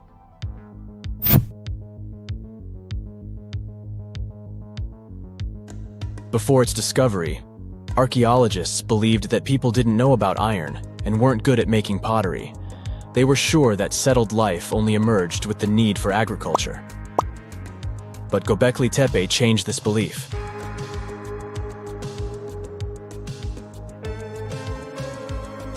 The place has revealed that it was the temple that paved the way for a settled life, not agriculture.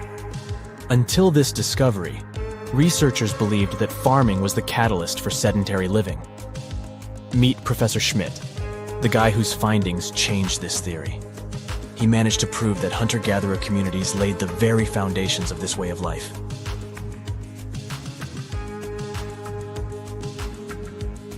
Back in the 1960s, other archaeologists visited the area, but they totally missed the mark. While surveying the region, they stumbled upon a hill with scattered limestone slabs and concluded it was just an old burial ground from medieval times. Little did they know that there was so much more to uncover.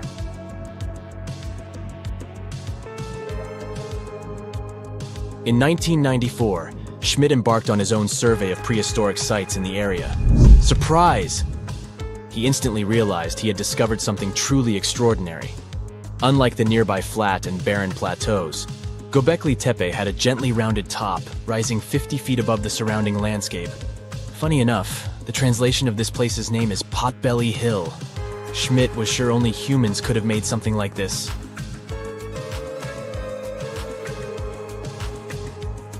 Those broken limestone pieces that were mistaken for gravestones turned out to be way more exciting. It was like stumbling upon a hidden treasure. The pieces took on a whole new meaning, and Schmidt with his team was about to dive into the secrets waiting beneath the surface. To their surprise, they found no traces of a settlement. No hearths for cooking, no houses, and none of those adorable clay figurines commonly found in nearby sites of similar age. However, they uncovered that those ancient people used tools like stone hammers. So, Schmidt and his team put their heads together and took a wild guess at the age of Göbekli Tepe's stone structures. Their estimation got backed up by some limited carbon dating done right at the site. The ancient vibes of this place were finally starting to make sense. It was like a puzzle slowly coming together.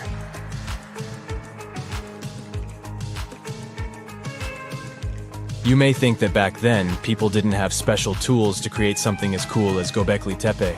Not true. Turns out, these prehistoric folks used flint tools instead of fancy metal chisels. They were also skilled at chipping away softer limestone and crafting pillars right on the spot. Afterward, they carried the pillars a short distance to the summit and placed them upright. Once the stone rings were complete, they covered them with layers of dirt. Over time, they added new rings, and voila! You've got a cool hill to impress people in the future.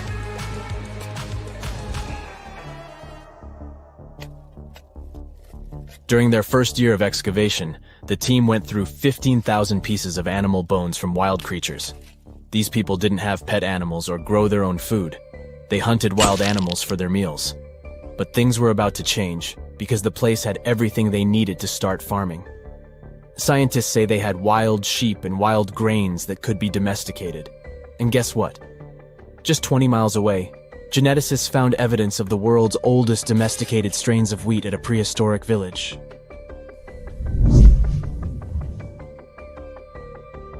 These amazing findings have completely changed how we view civilization. In the past, experts believed that people needed to learn how to farm and settle in one place before they could build temples and develop complex societies. But guess what? Schmidt's research flips that idea on its head. He claims that the incredible effort put into constructing these astonishing structures actually set the stage for the development of advanced societies. It means that societal and cultural changes happened before agriculture. Schmidt has this fascinating hypothesis about Göbekli Tepe. He thinks it could have been a special burial site where people left their loved ones. And here's the twist. The burial site was adorned with fancy statues and symbols representing deities from the spiritual realm. The idea that Göbekli Tepe could have served as a sacred place adds another layer of complexity to the whole story. While the site's true purpose may remain elusive, Schmidt's insights invite us to consider the profound interplay between life and the afterlife, and the deep reverence ancient hunter-gatherer societies may have had for their departed ancestors. Now let's talk about the stars of the show, the mesmerizing T-shaped columns that dominate Göbekli Tepe. These mysterious structures range from 10 to 20 feet tall and most likely represent stylized human figures. But one figure stands out from the rest, the three-dimensional lion relief. This depiction really fires up our imagination. Why? Because it hints at the possibility that lions roamed Anatolia during the Neolithic period.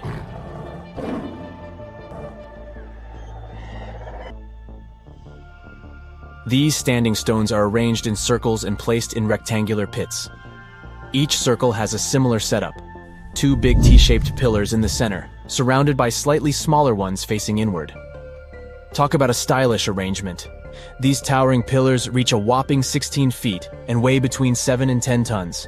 Some pillars are plain and simple, while others are like works of art with intricate carvings. Foxes, scorpions, and vultures come to life, crawling and twisting on the pillars' sides. But it's not just animals depicted on these stones. Some pillars have abstract shapes representing humans, and even small carvings of clothing items. Some of them even have belts. Now, there's one pillar that stands out from the rest like a rock star. This super old stone pillar suggests that a comet crashed into Earth. It happened during a chilly period that lasted about 1,000 years. Previous studies examining Greenland ice cores hinted at this comet theory, but now the carvings at Göbekli Tepe prove it right.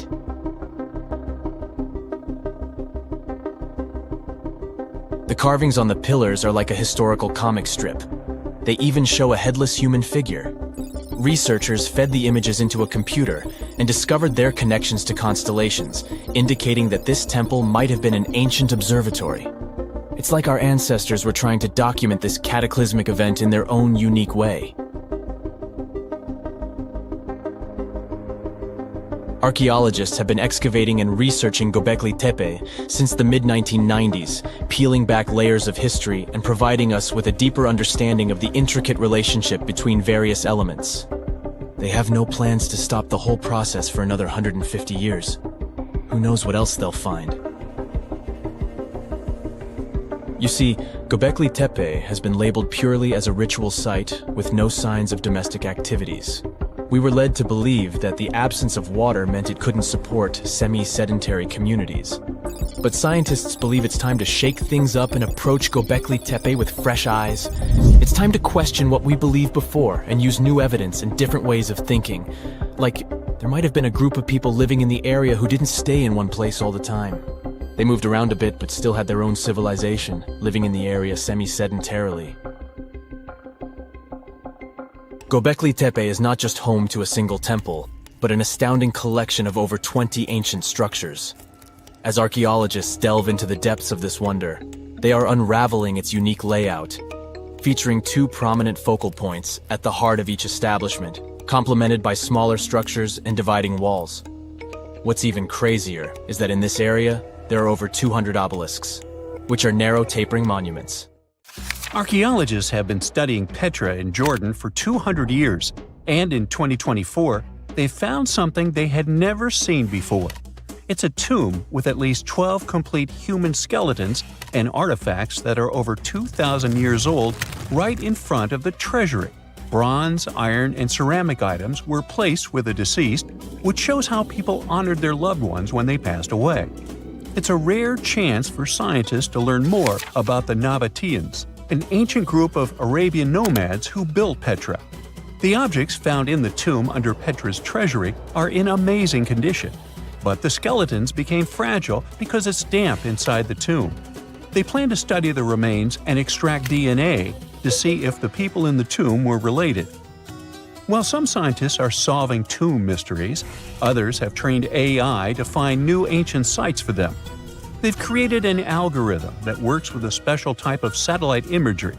This technique uses radio waves that can peek under things like sand, soil, and even ice to find hidden objects. AI will help search a huge desert on the Arabian Peninsula called the Empty Quarter for archaeological treasures. The lead scientists of the experiment trained the algorithm to recognize hidden locations using data from a site they had found before. The new tech can discover buried structures within 20 inches, which is very precise. Another groundbreaking tech, LiDAR, which means light detection and ranging, helped archaeologists reveal new hidden cities all around the world. LiDAR can see big structures beneath layers of vegetation and map even subtle changes in ancient landscapes. They use it to scan large areas from a small plane flying over places that aren't so easy to study from the ground, like dense jungle. In 2024 alone, they found new Maya settlements in southern Mexico, gardens, roads, and rivers in Ecuador's Amazon rainforest, ancient ruins on the Pacific island of Tonga, and the remains of 2 medieval cities along the Silk Road route in Uzbekistan. Maybe some smart technology can also explain what Marge Simpson is doing on Earth in an ancient Egyptian tomb from 3,000 years ago. The drawing, featuring a woman with yellow-colored skin, a blue crown, and a green outfit, is alarmingly like the famous cartoon character. If you don't see a resemblance here, I hope you'll at least enjoy an amazingly well-preserved necklace with amethyst and agate beads. It's from another recent find from Egypt, an ancient tomb with 11 sealed burials near Luxor. Archaeologists also found 2 copper mirrors, one with a lotus-shaped handle and the second with a unique design of the deity of the sky, women, fertility, and love in ancient Egypt. The hair of the figurine was originally made from almost 4,000 mud beads. Another awesome find from 2024 is an ancient Greek shrine with intact burials, a sarcophagus, and plenty of gold inside. They think it was built before the year 300 before the Common Era, and the marble lions, also found inside, were made from the same marble as the Parthenon in Athens. Greece is so full of ancient treasures that the city of Thessaloniki will house around 300,000 of those artifacts in their new subway system. Meanwhile, archaeologists in France have found a monument unlike any other, and they can't figure out what it was used for. It's direct proof that people used to live here between the Neolithic and the early Iron Age periods. The coolest part is a monument made of 3 unique shapes that fit together like puzzle pieces. Some gravel found in the monument could mean there used to be a wooden fence called a palisade. People who built it probably used it for protection or decoration. The team studied the layers of soil around the monument to learn more about its origins. The only tools found so far were sharp flint stones, not the cartoon characters, which were used during the Neolithic period. The next step will be radiocarbon dating to figure out exactly how old the site is. Now, the oldest saddle ever found so far was found in the grave of a woman near the edge of the Taklamakan Desert in northwest China. This saddle is the oldest ever discovered. It was crafted from pieces of leather that were sewn together and stuffed with straw and animal hair to make it soft.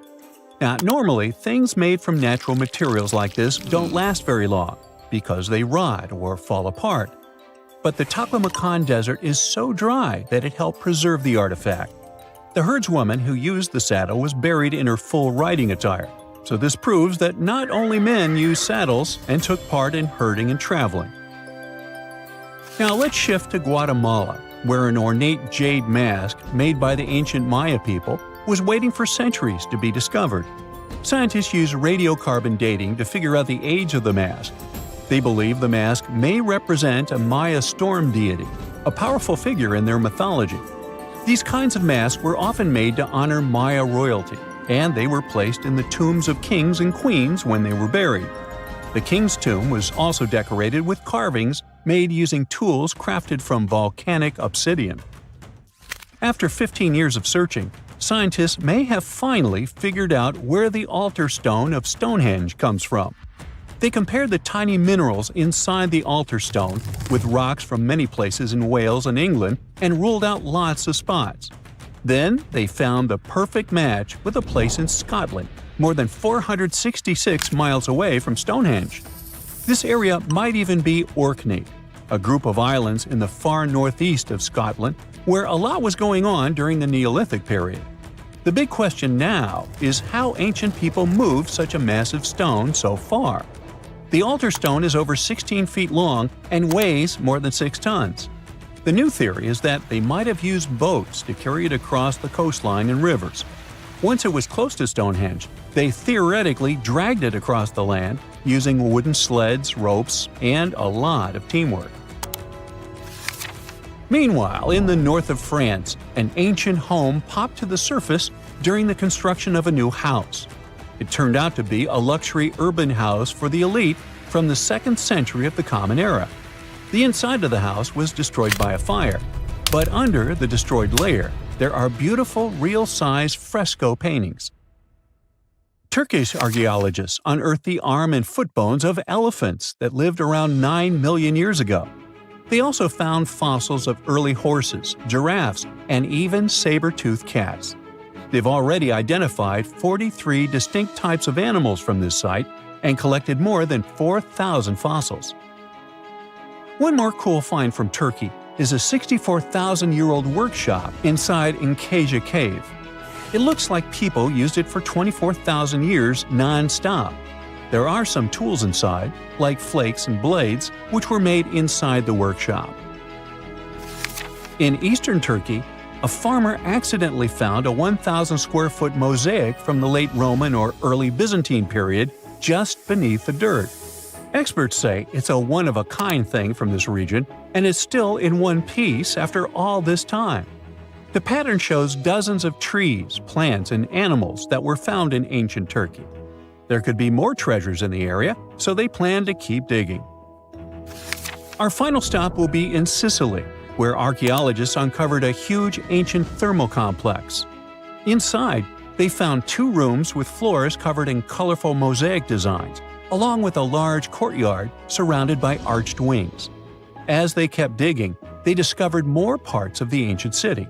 They found new roads and the remains of a huge complex, along with stretches of old stone walls that were part of the city's fortifications. These discoveries are helping scientists imagine what the city might have looked like during ancient times.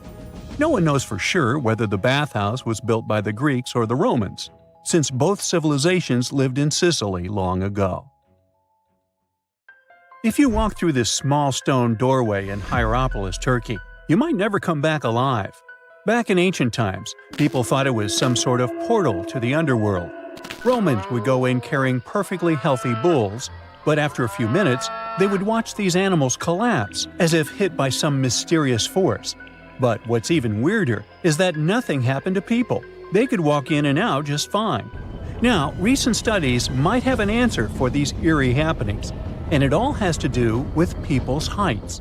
The gate, known as Plutonium, named after Pluto, the deity of the underworld, is a stone doorway leading to a small 32-square-foot cave. But the real danger is what is going on beneath it. Hierapolis is a super active geological area, and there's a big crack under the city that constantly emits volcanic carbon dioxide, which comes up as a visible mist. During the day, the sun dissipates the gas. At night, the gas forms some kind of a carbon dioxide lake on the sheltered arena floor. At dawn, you need to get out of there before it's too late. This whole place can turn particularly life-threatening right before the sun rises, when the carbon dioxide concentration, about 15 inches above the arena floor, reaches 35%. That means birds, bulls, and even humans can suffocate and pass away in just a couple of minutes. But there is a scientific reason that explains how Romans could get out of there unharmed. The carbon dioxide concentration drops quickly with height, so animals perished while their handlers, being taller and standing up, could walk out and breathe safely. Most people can't stay inside the Bagarn fort after sunset. This 16th century fort, located about 146 miles from Delhi, is known as one of the most haunted places in India.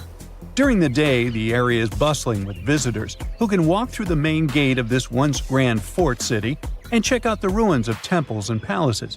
But they will also see this big sign at the gate, that dramatically warns everybody that all access is strictly forbidden after dark. That's probably because at night, according to locals, women can be heard screaming and crying in that place, along with the sounds of bangles breaking and strange music.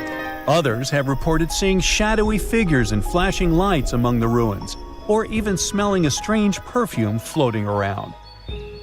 Yawata no Yabushirasu is one of Japan's most restricted forests, located in Ichikawa.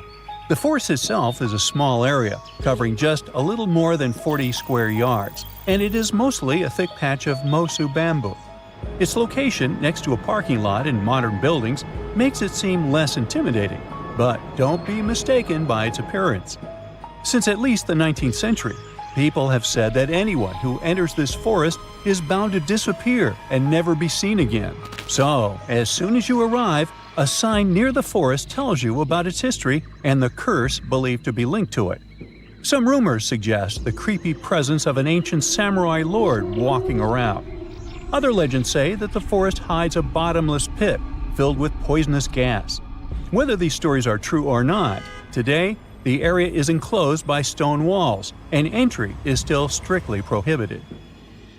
In a valley called the Dark Entry Forest in Connecticut, you will find Dudleytown, but you definitely shouldn't go inside. Not only has the land been private property since the 1920s, but it is also known as one of the spookiest places on Earth. This place was first settled in the early 1740s, and many of the original settlers were from the Dudley family. That's why it's called Dudleytown. There's a local rumor that the town's founders were descended from Edmund Dudley, an English nobleman who lost his life for treason. The legend says this curse followed the Dudley family all the way across the Atlantic to America, and their misfortune is said to be responsible for crop failures, mental problems, and several tragic incidents in the village. Again, it is all just rumors, since historians haven't found any real evidence to support these claims. Still, the pitch-black surroundings and the eerie Blair Witch Project vibe going on in that place fueled ghost stories in the 1980s. This led to many cases of vandalism in the following decade, and because of that, the landowners closed the area to the public. This old abandoned building used to be the fancy palace of King Farouk's family, who was the penultimate king of Egypt back in 1936. After his family members passed away, the palace was turned into a morgue. Locals say that today, the whole place is super creepy and off-limits. Some people have reported seeing light bulbs flicker and shadows move around, making strange noises. Once, a group of kids allegedly went inside and totally freaked out when they found all the doors had suddenly disappeared, leaving them in complete darkness. They had no choice but to start screaming for help.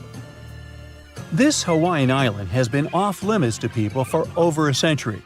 It's called Ni'iau and is the smallest inhabited island in Hawaii, covering around 69.5 square miles. It has around 84 residents. The island doesn't have cell phone service, paved roads, or power lines, just solar panels for electricity.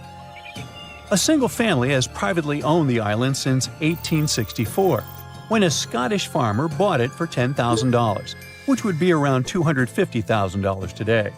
The island has stayed in the family, passing down to its descendants, the Robinsons. They have kept it private ever since, so access is highly restricted and basically by invitation only. The Erdstall tunnels are a network of about 2,000 mysterious underground passageways mainly found in Central Europe, especially in Austria and Bavaria. These tunnels are usually narrow and cramped, often just wide enough for one person to squeeze through at a time, and they are believed to date back to the Middle Ages, as far back as the 12th century. What's really puzzling about these tunnels is their purpose. Despite a lot of research, nobody really knows why they were built. There is a theory that they were used for storage, but since many of them are below the water line and occasionally get filled with water, that doesn't seem very practical. These tunnels have very light, almost claustrophobic sections and sudden drops, which doesn't seem practical for other straightforward uses like escape routes, hiding places, or even spiritual purposes. To make things even more mysterious, there is a complete lack of artifacts, which makes it even harder for researchers to figure out what these tunnels were really for. Since 2019, Adventurous people can get arrested if they try to climb this rock. Uluru, also known as Ayers Rock, has been off-limits because it is now considered a sacred site for local communities. But the fact that it is also extremely dangerous probably played a big role in the decision to close it off to visitors. This rock is 1,142 feet high, which is about the height of an 80-story building.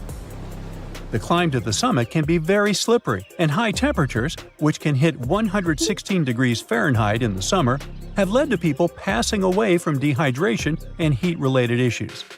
Something even creepier happens at the top of the rock right after storms. When it rains, small tadpole-like crustaceans called shield shrimp hatch in temporary waterholes and rock pools on top of Uluru. These extraterrestrial-looking creatures are about 3 inches long, and they spread their super-resilient eggs everywhere. When enough summer rain comes, they hatch and go wild, feeding on microorganisms and bacteria in the water. How these strange creatures end up in the fleeting pools on top of Uluru is still unclear, but the most likely explanation is that their eggs might travel there with the wind. Strange and amazing items are discovered often, but figuring out what our ancestors were up to is pretty tough. Especially when all you have are just some rusty cups and cave drawings. It's no surprise that even the experts in lab coats sometimes make mistakes. But it's not just about dusty plates and huge stones. Sometimes there's even humans with large heads. So grab your digging tools and let's travel back to ancient times to explore incredible societies that even scientists can't fully explain. Sardinia may look idyllic now, but I'm not gonna lie, I wouldn't fancy visiting it 3,000 years ago. Rumor has it, terrible giants roamed around this island back then.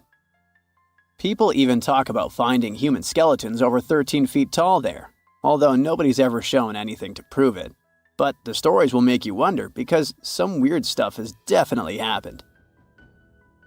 In 1974, over 5,000 pieces of broken stone artifacts were found in a part of the island called Monte Prama, but instead of being displayed in a museum, they were locked up in an underground vault for about 30 years.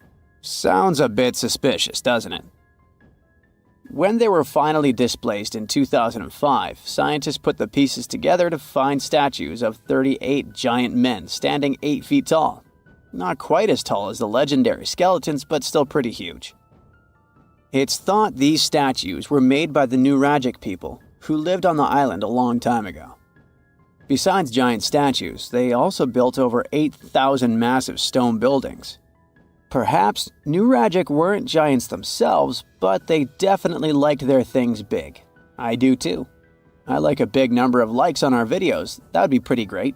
Thank you if you liked this and subscribed. Now back to the video. You and I are pretty smart, but we might not be the smartest humans ever. Actually, we might not even be the smartest species. Since 1913, some skull fossils found in South Africa have hinted at a possibly smarter contender called Boskop Man. This human-like species might have lived as recently as 10,000 years ago. Their skull suggests they had really big heads, which means their brains could have been 30% bigger than ours. Wow! Their average IQ could have been around 149, making them among the smartest 0.05% of people today. But if a Boskop Brainiac was so much smarter, why are they not around and we are? Well, bigger isn't always better, you know. Our brains are a lot bigger than our ape relatives, mainly in the prefrontal cortex. This part helps with high-level tasks like making decisions, remembering things short-term, and being aware of ourselves. The parts of the brain that handle our senses and movements haven't really grown much. So, maybe the Boskops spent too much time dwelling on the past rather than doing practical things like hunting. But this is all just guessing. We really don't know what happened to these clever cousins of ours. Some people even argue that Boskops weren't any different from us, with the only evidence being parts of skulls. The jungle is huge. Did you know the Amazon rainforest is home to about 30% of all the world's plant and animal species? That's impressive. However, the history of one native species, humans, has long puzzled scientists. The mysterious Kasarabe people lived here for hundreds of years and then vanished around 1400 AD. People thought the Amazon only had a few scattered tribes, but recently we discovered big, unusual shapes in the ground called geoglyphs. These might look like simple shallow ditches, but they're actually the remains of a vast civilization that spread over 5,000 square miles and includes about 450 markings, some as wide as 1,300 feet. That's insane! They likely contained ceremonial buildings and could have hosted up to 1 million people as recently as 550 years ago. Thanks to new technology like LiDAR, which uses a safe laser to map the forest without harming it, we can explore deeper. In 2019, some scans showed miles of raised roads and pathways and even pyramids over 70 feet tall. They found 26 separate settlements, 2 of which were at least 250 acres each. Damn, that's like 330 soccer fields. It's not certain what happened to the Kasarabe people. Maybe European conquistadors drove them out. Maybe the most baffling ancient civilization is one we've never actually found a trace of. Yep, I'm talking about Atlantis, the grand city that supposedly sank into the ocean. The first mentions of Atlantis come from the ancient Greek philosopher Plato, who talked about a great city near the Strait of Gibraltar. But for ages, everyone just thought Plato made up Atlantis as a perfect version of his own Athens. So why, about 12,000 years after it supposedly vanished, do we still wonder if it might be real? Well, in the 19th century, U.S. Congressman Ignatius Donnelly wrote a book giving 13 reasons why he thought Atlantis was more than just a myth. Then, in 1965, some folks thought they actually found Atlantis when they discovered the Richat structure, a massive 25-mile-wide dome in Mauritania, Africa. It's so big that you can see the whole thing from space. 2 astronauts flying over the Sahara Desert spotted this giant eye staring back at them and thought they'd made the discovery of a lifetime. Unfortunately, there's no solid evidence linking this structure to Atlantis. It's believed to have formed from volcanic activity about 100 million years ago. But it does look suspicious, doesn't it? Still, we're no closer to knowing the truth. Imagine going back to about 3,300 BCE and finding yourself in South Asia. Welcome to the Harappan civilization. These people were way ahead of their time. They had cities like Harappa and Mohenjo-Daro, complete with baked brick houses, sophisticated drainage systems, and even public baths. This place might have had over 5 million people, making it one of the densest regions at the time. They also invented a system of standardized weights that was incredibly useful for traders. And trading they did. These people had connections stretching all the way to the Middle East, thanks to their great skills in metallurgy.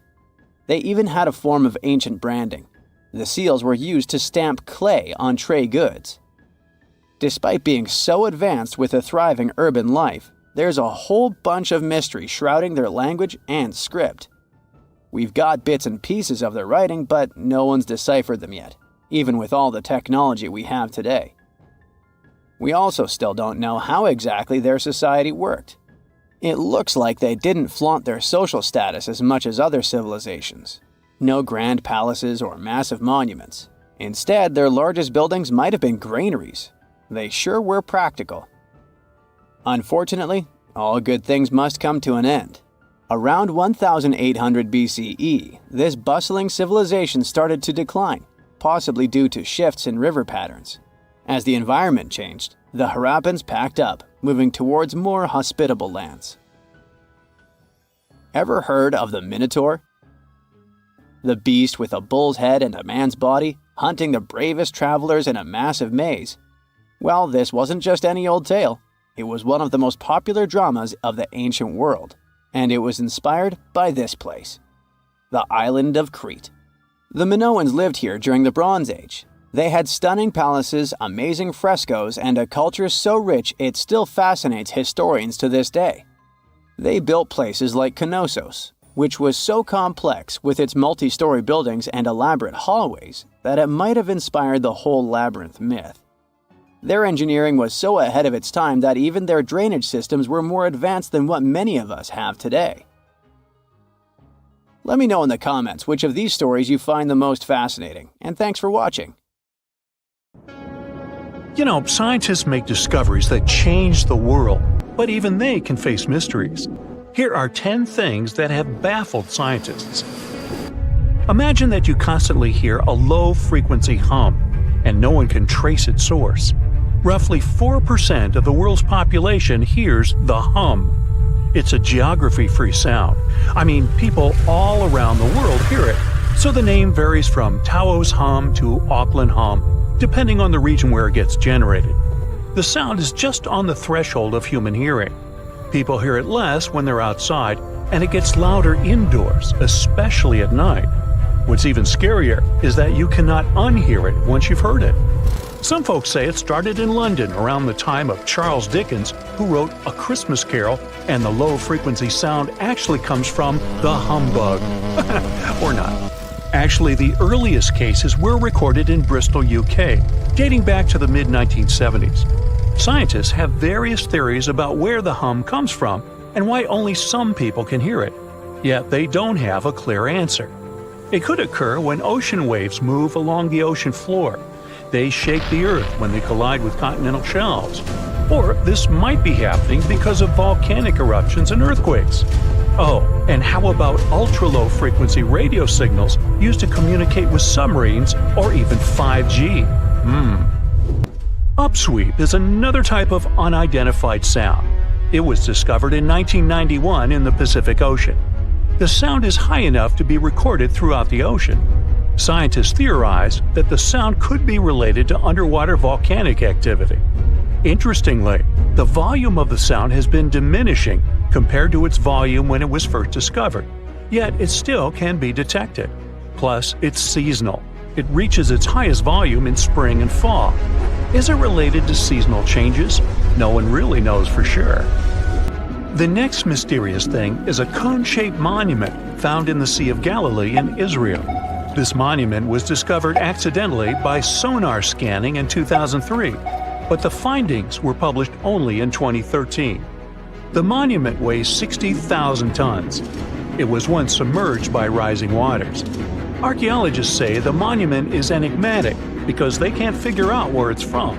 They don't know what it's connected to or its function, so this big and unusual thing remains a mystery.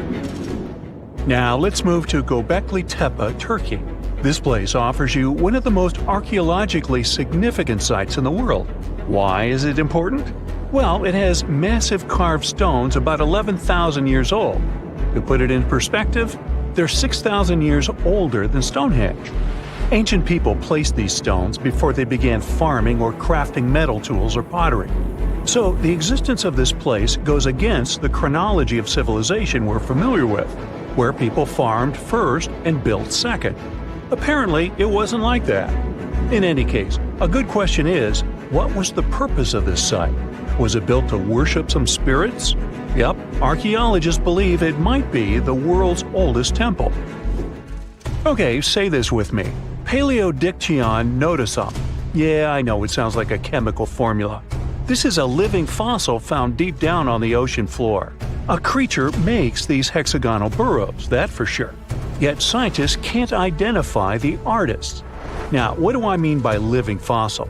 Well, Paleodictyon nodosum is a creature believed to produce a burrow nearly identical to Paleodictyon fossils. Is it a worm-like animal that made them? Scientists don't know. One thing is clear, this isn't some random stuff created by geological forces. Now, speaking of fossils, take a look at this giant one. Its informal name is Godzilius. It was discovered in 2011 by an amateur paleontologist. This is a scientist who studies the history of life on Earth by analyzing fossil records. Anyway, back to Godzilius. It's almost 7 feet in length and 9 feet tall if you were to measure it upright. This fossil is 450 million years old, coming from the time when Cincinnati was underwater. It might be a fossilized algae mat, but some scientists have different opinions. This is a massive tunnel found in South America. The tunnel is at least 8,000 to 10,000 years old. At first, researchers discovered a couple of colossal burrows. They were enormous and neatly constructed. Geologists were amazed, saying they had never seen such structures before. There's no known geologic process to explain their formation. I mean, researchers have known about the burrows since the 1930s, but back then they believed that these tunnels were just some sort of archaeological construction, until they discovered huge claw marks on the walls and ceiling. They reasoned that some extinct species could be the ones to have left these marks. Many geologists strongly believe they found the burrows of giant ground sloths and armadillos. The structure is the largest known burrow from the Paleolithic age in the Amazon. Yet experts have many questions. How come such a deliberate-looking structure could form naturally? A researcher then discovered another strange cave. This one was hundreds of miles away from the massive tunnel. Fast forward, there are now more than 1,500 burrows from the Paleolithic age found in Brazil. What's even more interesting is that some of these caves are connected to tunnels that sometimes lead to chambers. I'll continue with a natural phenomenon. What if I told you that every year, especially in October, fireballs appear on the Mekong River in Thailand? According to legends, Naga fireballs are a call for Buddha to return to Earth, and river serpents are the ones making these calls. Well, that's a myth, but what does science say about it? Is it related to a flammable gas? There are no clear answers yet. These fireballs appear to rise from the water. They can go as high as almost 990 feet. They're like fireworks, disappearing rapidly. They typically glow with a reddish or orange color. I'll mention some legends too, because why not? They're thrilling. And it would be a shame not to include the one about the lost city of Atlantis. As you may know, the legend says that Atlantis submerged into the ocean around 11,000 years ago. Since then, not just scientists, but also treasure hunters and philosophers have been searching for the lost world.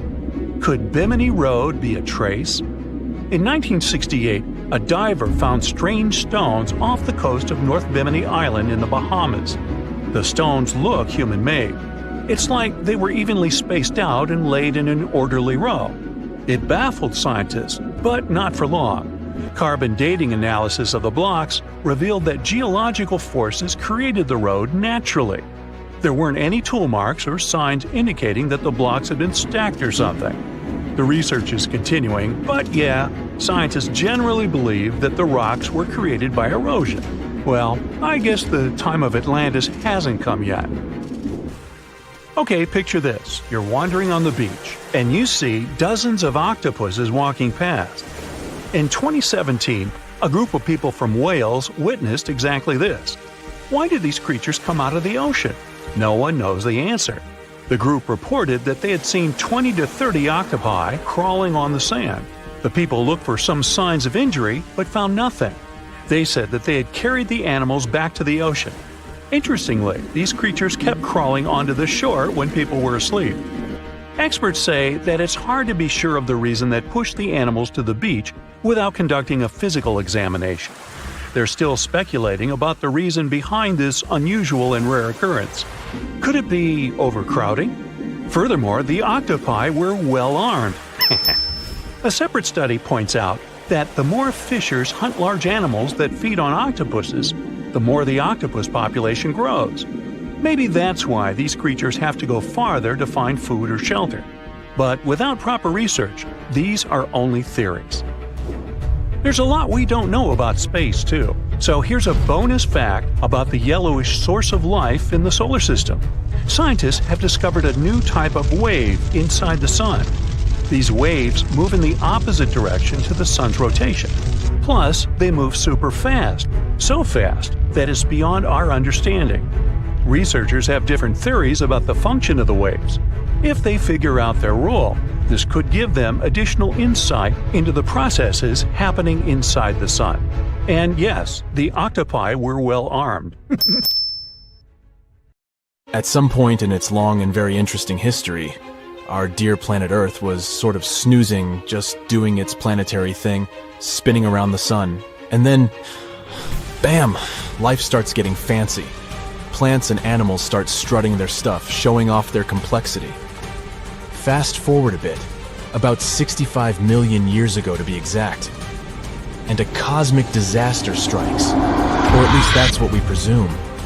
An asteroid probably smashed into Earth, wiping out the dinosaurs and other big animals. We can't pinpoint specifics about the asteroid, but we do know that it was extremely large and it crashed into our precious planet, creating a dusty mess that settled everywhere. You can still find remnants of that dust layer in sedimentary rocks today. If you dig beneath it, you'll uncover a whole bunch of fossils. These prehistoric creatures were living it up before the asteroid crashed the party. Think of it as the planet going on a cleaning spree, leaving a bunch of empty spaces waiting to be filled. And guess who took the opportunity? Mammals! These furry little critters were the ones to rise to fame. But why is it that this disaster became such a great opportunity for mammals? It's pretty simple, actually.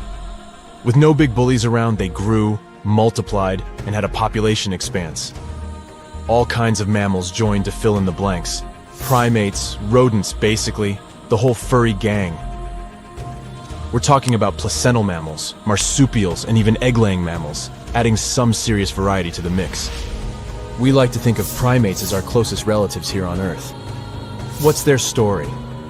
Well, around 63 million years ago, just a couple of million years after the dinosaurs' final dance, the primates decided it was time for a family reunion. They split into two groups, the dry-nosed primates, who became the cool monkeys and apes we know today, and the wet-nosed primates, who went off to become lemurs and aye-ayes, hey-hays. The fun didn't stop there. About 58 million years ago, the dry-nosed primates began their own little mission. One special guest called the tarsier, arrived on the scene, featuring big eyes that were perfect for late-night shenanigans. This tarsier took a different path from its primate relatives, embracing its unique niche and evolving separately. To this day, the tarsier is the only primate that feeds exclusively on meat. These little guys have a taste for insects, small birds, rodents, and even lizards. But that's not all that makes them unique. Their eyes are twice the size of their brains. Also, their heads can do a full 180-degree spin, just like an owl. Because of their features, the tarsiers are the true kings and queens of the night. With their superpower of ultrasonic tracking, they can spot their prey instantly. Plus, their legs and feet are like springs ready to launch them into action. They've got this special ankle bone called the tarsus, which gives them those epic leaping skills. Hence the name, if you were wondering. But let's leave these little critters to rest and get back to our story, shall we? About 55 million years ago, the Earth cranked up the heat, literally. This sudden hot pod was a bit too much for many deep ocean dwellers and plants to handle, and they bid their farewells. But hey, every goodbye is an opportunity for something new, right? The oceanic mammals known as cetaceans, saw their chance and took it. They splashed into those empty niches, becoming the rulers of the sea. In this category of creatures, you can find the blue whale and the dolphin. A special primate guest made an appearance around 47 million years ago. Scientists now affectionately call the fossil of such a creature Ida. This little wonder caused quite a stir, initially hailed as the missing link in human evolution. But here's the hilarious part. It turned out Ida was not one of us dry-nosed primates, but a cheeky wet-nosed one. Moving forward to 40 million years ago, this is when another big event happened in the primate world. The New World monkeys, our distant cousins, decided to take a different path and branch off from our lineage of Old World monkeys. They packed their bags and set off to conquer South America, where they're still living it up today. What's the difference between the two, you might ask? Well, one crucial thing that sets them apart is the fact that the Old World monkeys had nostrils that pointed downwards. Around 25 million years ago, another troop of apes entered the scene, and these guys had something special: the lack of a tail. These unique creatures would go on to become our closest relatives. We're talking apes and great apes, the cool gang who share a whole lot of genetic similarities with us. The first ape to break free from the monkey madness was the gibbon. About 18 million years ago is when this little acrobat swung into the picture. A few million years later, the great apes made their grand entrance too. Orangutans were the pioneers, venturing into the wilds of southern Asia. We're getting closer and closer to the present. It was 7 million years ago when the great apes took a major fork in the evolutionary road. One path led to our ancestors, the future Homo sapiens, and the other path led to chimpanzees and bonobos. These two primate branches remained united for a few million years before finally going their separate ways. 5.6 million years ago, a game-changing ape, called Ardipithecus, made its way into our evolutionary history. It had a special talent, bipedalism. That's right, this was one of the first apes to walk on 2 feet, probably making its primate buddies raise an eyebrow or two. The real showstoppers, however, arrived around 4 million years ago, the Australopithecus crew. These were the earliest members of the Hominina hominina subtribe, our tribe. What made them so special? Well, probably the fact that they brought some serious tools to the game. Stone tools, to be precise. It seems that at some point in their evolution, these clever primates started using stones to make their lives easier. Now here comes a crucial turning point in our story.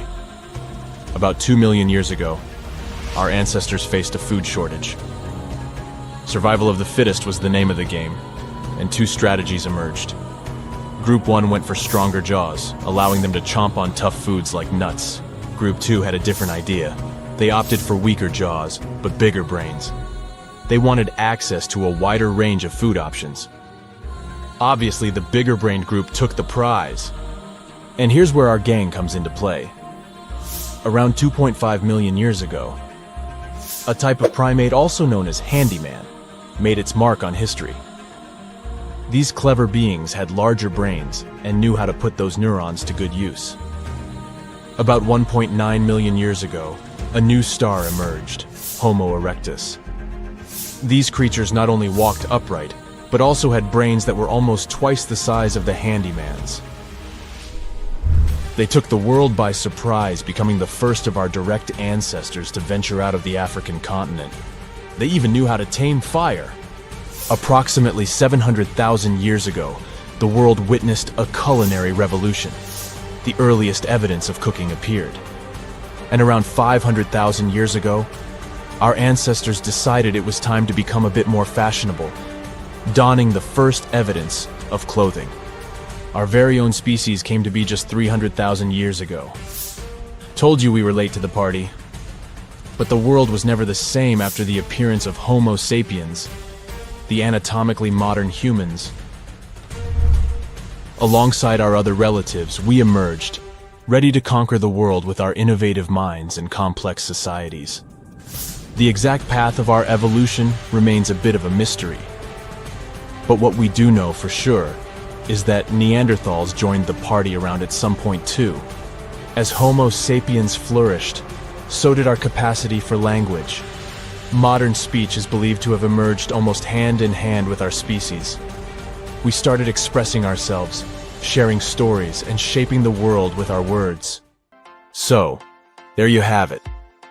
It took 13.8 billion years of cosmic history for humans to make their entrance. Think about it. 99.998% of the time since the Big Bang, we weren't even around. Our species, Homo sapiens, is the toddler of the Earth's family, existing for just the tiniest fraction of the universe's timeline. Yet, in this blink of an eye, we've managed to unravel the entire story that led to our existence. The story won't end with us. It's an ongoing saga, still being written with every passing moment. Now, how about some surreal hidden places to check out? Grab a flashlight and your backpack, and bon voyage! The trip starts in the mountainous country of Switzerland. You travel to the town of Waltensburg in the eastern part of the country.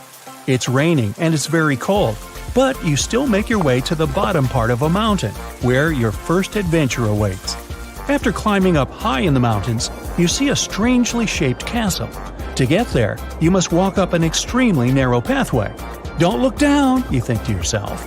You tighten the straps of your backpack and manage to walk along the pass. Standing at the door of the castle, you really can't believe what you see. A 13th century fortress built entirely of stone. Today, all that is left of Krafenstein Castle is mainly its ruins, but their condition is good enough to get an idea of what the place looked like back in its glory days. You take your time to explore the castle inside, but honestly, this place gives you the chills and you're ready to move on. The next place on the list is Turkey. A plane and then a car ride later, you arrive in the city of Çorum in the northern part of the country. On the outskirts of Çorum, you find a valley filled with old, overgrown mountains and see the beginning of the trail you're about to hike. The way is extremely steep, but it leads to a secret door carved in the mountain. Congratulations! You've just arrived at Kapilikaya. The huge door is a massive arched stone that blocks the entrance to a hidden building. Experts think it has existed since the 2nd century BCE. Unfortunately, the huge door won't open, so what's hidden inside is a mystery today. It's guessed that there is a room inside. Some locals say there's a treasure hidden there too, but until today, no one has managed to enter the place to check. Okay, it's time to get moving before night falls. Next, you get the unique opportunity to travel to Ethiopia. Wandering around the city of Lalibela, you stumble upon a huge pit carved in the ground. You approach it carefully, and soon enough, you see a magnificent terracotta building. So richly detailed, it leaves you mesmerized. But that's not all. There are 10 other pits just like this one, hiding King Lalibela's 12th century buildings. All 11 constructions are different from one another, yet share a similar recognizable style. They were hand-carved over the span of 24 years, only with the help of chisels, which is unbelievable given that these buildings are up to 50 feet high. That's about as tall as 5 African elephants stacked on top of each other, if you could do that. This unconventional way of construction made them entirely monolithic, meaning they were carved out of just one gigantic piece of rock. Pretty impressive, huh? Once you leave Ethiopia, you grab a flight to southern Italy, right there on the tip of the boot. No hiking is needed here. Whew! Your friend takes you to a site called Sassi di Matera. It's a Paleolithic city carved in the slope of a steep hill. You might feel like you've traveled in time here, as local stone houses and ancient buildings are unlike anything you've ever seen before. The site, also known as De Sassi, is suspected to be one of the first human settlements in Italy, dating back to over 9,000 years ago. Wandering around the town, you might get invited inside one of the cave-like houses. Oh, and as weird as it may sound, some of the streets run on top of people's homes. Talk about Paleolithic urban planning. You're probably becoming an expert on rock-cut architecture by now, but there are still a few sites left on your list. Next off, you head to Slovenia to visit the world's largest cave castle. This medieval castle was built on top of a 400-foot-high cliff and was designed to be impenetrable. Luckily for you, security is much more relaxed today. Still, if you're looking for a more challenging and less touristy way inside, you can get into the castle through one of its many underground tunnels. They were built over 800 years ago for the owner of the castle. He needed secret passageways to sneak supplies. Today, Pajama Castle is both enchanting and mysterious. I'd say it depends on whether it's a warm sunny day or a cold stormy night. After this medieval experience, you head on to visit Petra, a magnificent Jordanian monument found in the middle of the desert. To get around here, you'll need a large supply of water and sunscreen because it's going to get hot. But this site is worth it. The city of Petra is a marvel of the ancient world. Back in the 4th century BCE, this region was a trading hub at the crossroads of commercial routes. Petra was a wealthy city, home to the Nabateans, an Arab Bedouin tribe that thrived in the region for many years. The rock-carved gate-like structure Petra is famous for is called the Pharaohs' treasure. It stands at the main entrance to the site and is said to have a treasure hidden inside. You might feel tempted to check it out for yourself, but that's an adventure for another trip. For now, you hop on another plane ride, this time to the Americas. First, you visit the USA, more specifically, the mountainous state of Colorado.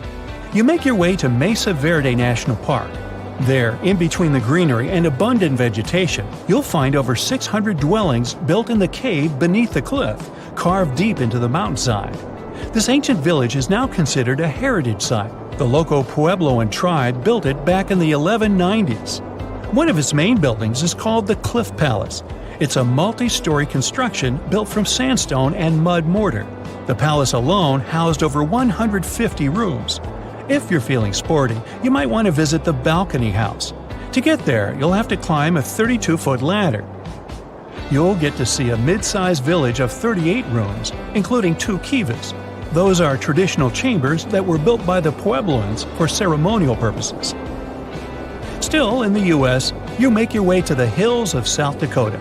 You're there to visit one of the world's most impressive human-made sculptures on Mount Rushmore. What's so mysterious about this place, you might ask? Well, during Mount Rushmore's construction, a 70-foot-long secret tunnel was built behind the head of Abraham Lincoln. The tunnel was supposed to hold all the documents and artifacts important to the United States history. After the designers thought it through, they decided it was better to hide them in a safe box in the floor of the tunnel. The box holds the history of how Mount Rushmore came to be carved, as well as a brief history of the U.S. and the 4 presidents depicted on the mountain. Amazing, right? Now, you're headed down to Machu Picchu, a South American site hidden between the Peruvian mountains. Machu Picchu itself is already a mystery. Researchers still don't know why or even how the ancient Incan civilization managed to engineer the stone-built citadel all the way back in 1450 CE. To get there, you must endure a 3-day hike, reaching the impressive altitude of 8,000 feet above sea level. Or you can get a train, but that's no fun, right? You're here to check on a relatively new discovery. Back in 2010, French engineer David Crespi was taking measurements of the Inca ruins when he noticed a door he had never seen before. It was sealed off by stones. He went back to the site a few months later with an electromagnetic scanner. The scanner, which could detect objects behind walls, showed there were copious quantities of metals behind that sealed door. The researcher contacted the Peruvian authorities requesting to remove the rocks, but they didn't authorize it. As of today, the door is still locked. Whew, this trip was long, wasn't it? Make sure to get some rest, Indiana Jones. We all grew up believing that Stonehenge is the world's most ancient observatory, but now it has some serious competition for the title. Nabta Playa was built more than 2,000 miles away in southern Egypt and thousands of years before Stonehenge and even the pyramids of Giza. In 1973, a Bedouin guide stumbled upon a strange group of huge stone formations while crossing the Sahara Desert. He led American archaeologist Fred Wendorf to the site, located about 60 miles from the Nile. Wendorf's friend and colleague claims the team found the stones while stopping for a bathroom break in the desert. Either way, what they found changed history. At first, Wendorf thought the stone structures were just natural formations, but then it hit him. This area was once a lake, meaning no natural rocks should even be there. He kept coming back to the site for decades, and by the early 1990s, his team finally uncovered a circle of stones that seemed to line up with the stars in a way no one could explain. After 7 long years of trying to crack the mystery of the site, Wendorf reached out to an expert in archaeoastronomy. They study how ancient people used the stars. One evening, while the expert sat in the cool desert sand staring at the stones, he realized that they formed a pattern radiating outward from a massive burial mound. One by one, as they dug into the sediment, the buried megaliths started lining up like spokes on a wheel. The team had already used radiocarbon dating to test samples from fire hearths and tamarisk wood roofing found inside the stone circle. Nabta Playa had dozens of standing stones, all a few feet tall. Some of them lined up exactly with the sunrise on special days, and others matched up with bright stars in the sky. Inside the big circle, there were 6 special stones that may have been used for rituals or marking important times of the year. Around them, 29 standing stones might have worked like a simple calendar to help people know when it was time for something important, like the summer solstice, the longest day of the year. When the sun rose in just the right spot, it was a sign that the rainy season was coming. The stone circle once aligned with the brightest stars in the northern sky: Arcturus, Sirius, and Alpha Centauri. Some stones even pointed to the constellation Orion. By tracing Arcturus's movement across the sky, they figured out that it matched perfectly with the circle around 4800 BCE. That means it was the oldest astronomical site ever discovered. And the people of Nabta Playa may have been watching the stars thousands of years before telescopes were even invented. It looks like it had a huge meaning for people living and traveling through the desert. Over 10,000 years ago, the long, cold, and dry ice age that lasted for tens of thousands of years was finally fading away. Northern Africa got massive monsoons and rains that filled up seasonal lakes. So, parts of the desert turned into short-lived oases. For the nomadic people who roamed this harsh land, these summer rains were everything. Their entire way of life revolved around cattle. When archaeologists opened the central tomb at Nabta Playa, they dug up cattle bones and even a massive rock carved into the shape of a cow.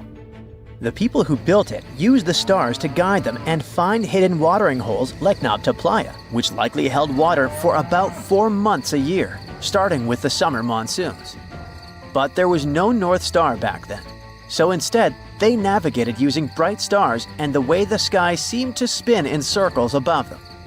When the lakes were full, the standing stones would be partly submerged, and from the western shore, you would see the reflection of the stars on the dark water. Nabta Playa is way less famous than Stonehenge, perhaps because its stones were buried and the famous site in England was open to visitors for thousands of years. Sadly, when Nabta Playa did become famous, some tourists ruined parts of it by moving stones around, which messed up the ancient star alignments. To protect it, the authorities moved everything to a museum where people can see the stones and the carved cow statue without damaging them. The Egyptian Observatory isn't the only construction similar to Stonehenge. It has versions that were used for different purposes from Germany and France to the US and the Andes in northern Peru. This last one is actually one of the oldest big structures ever built in this region. The circular plaza is made of 2 giant stone walls arranged in a ring. It was likely used for ceremonies and gatherings.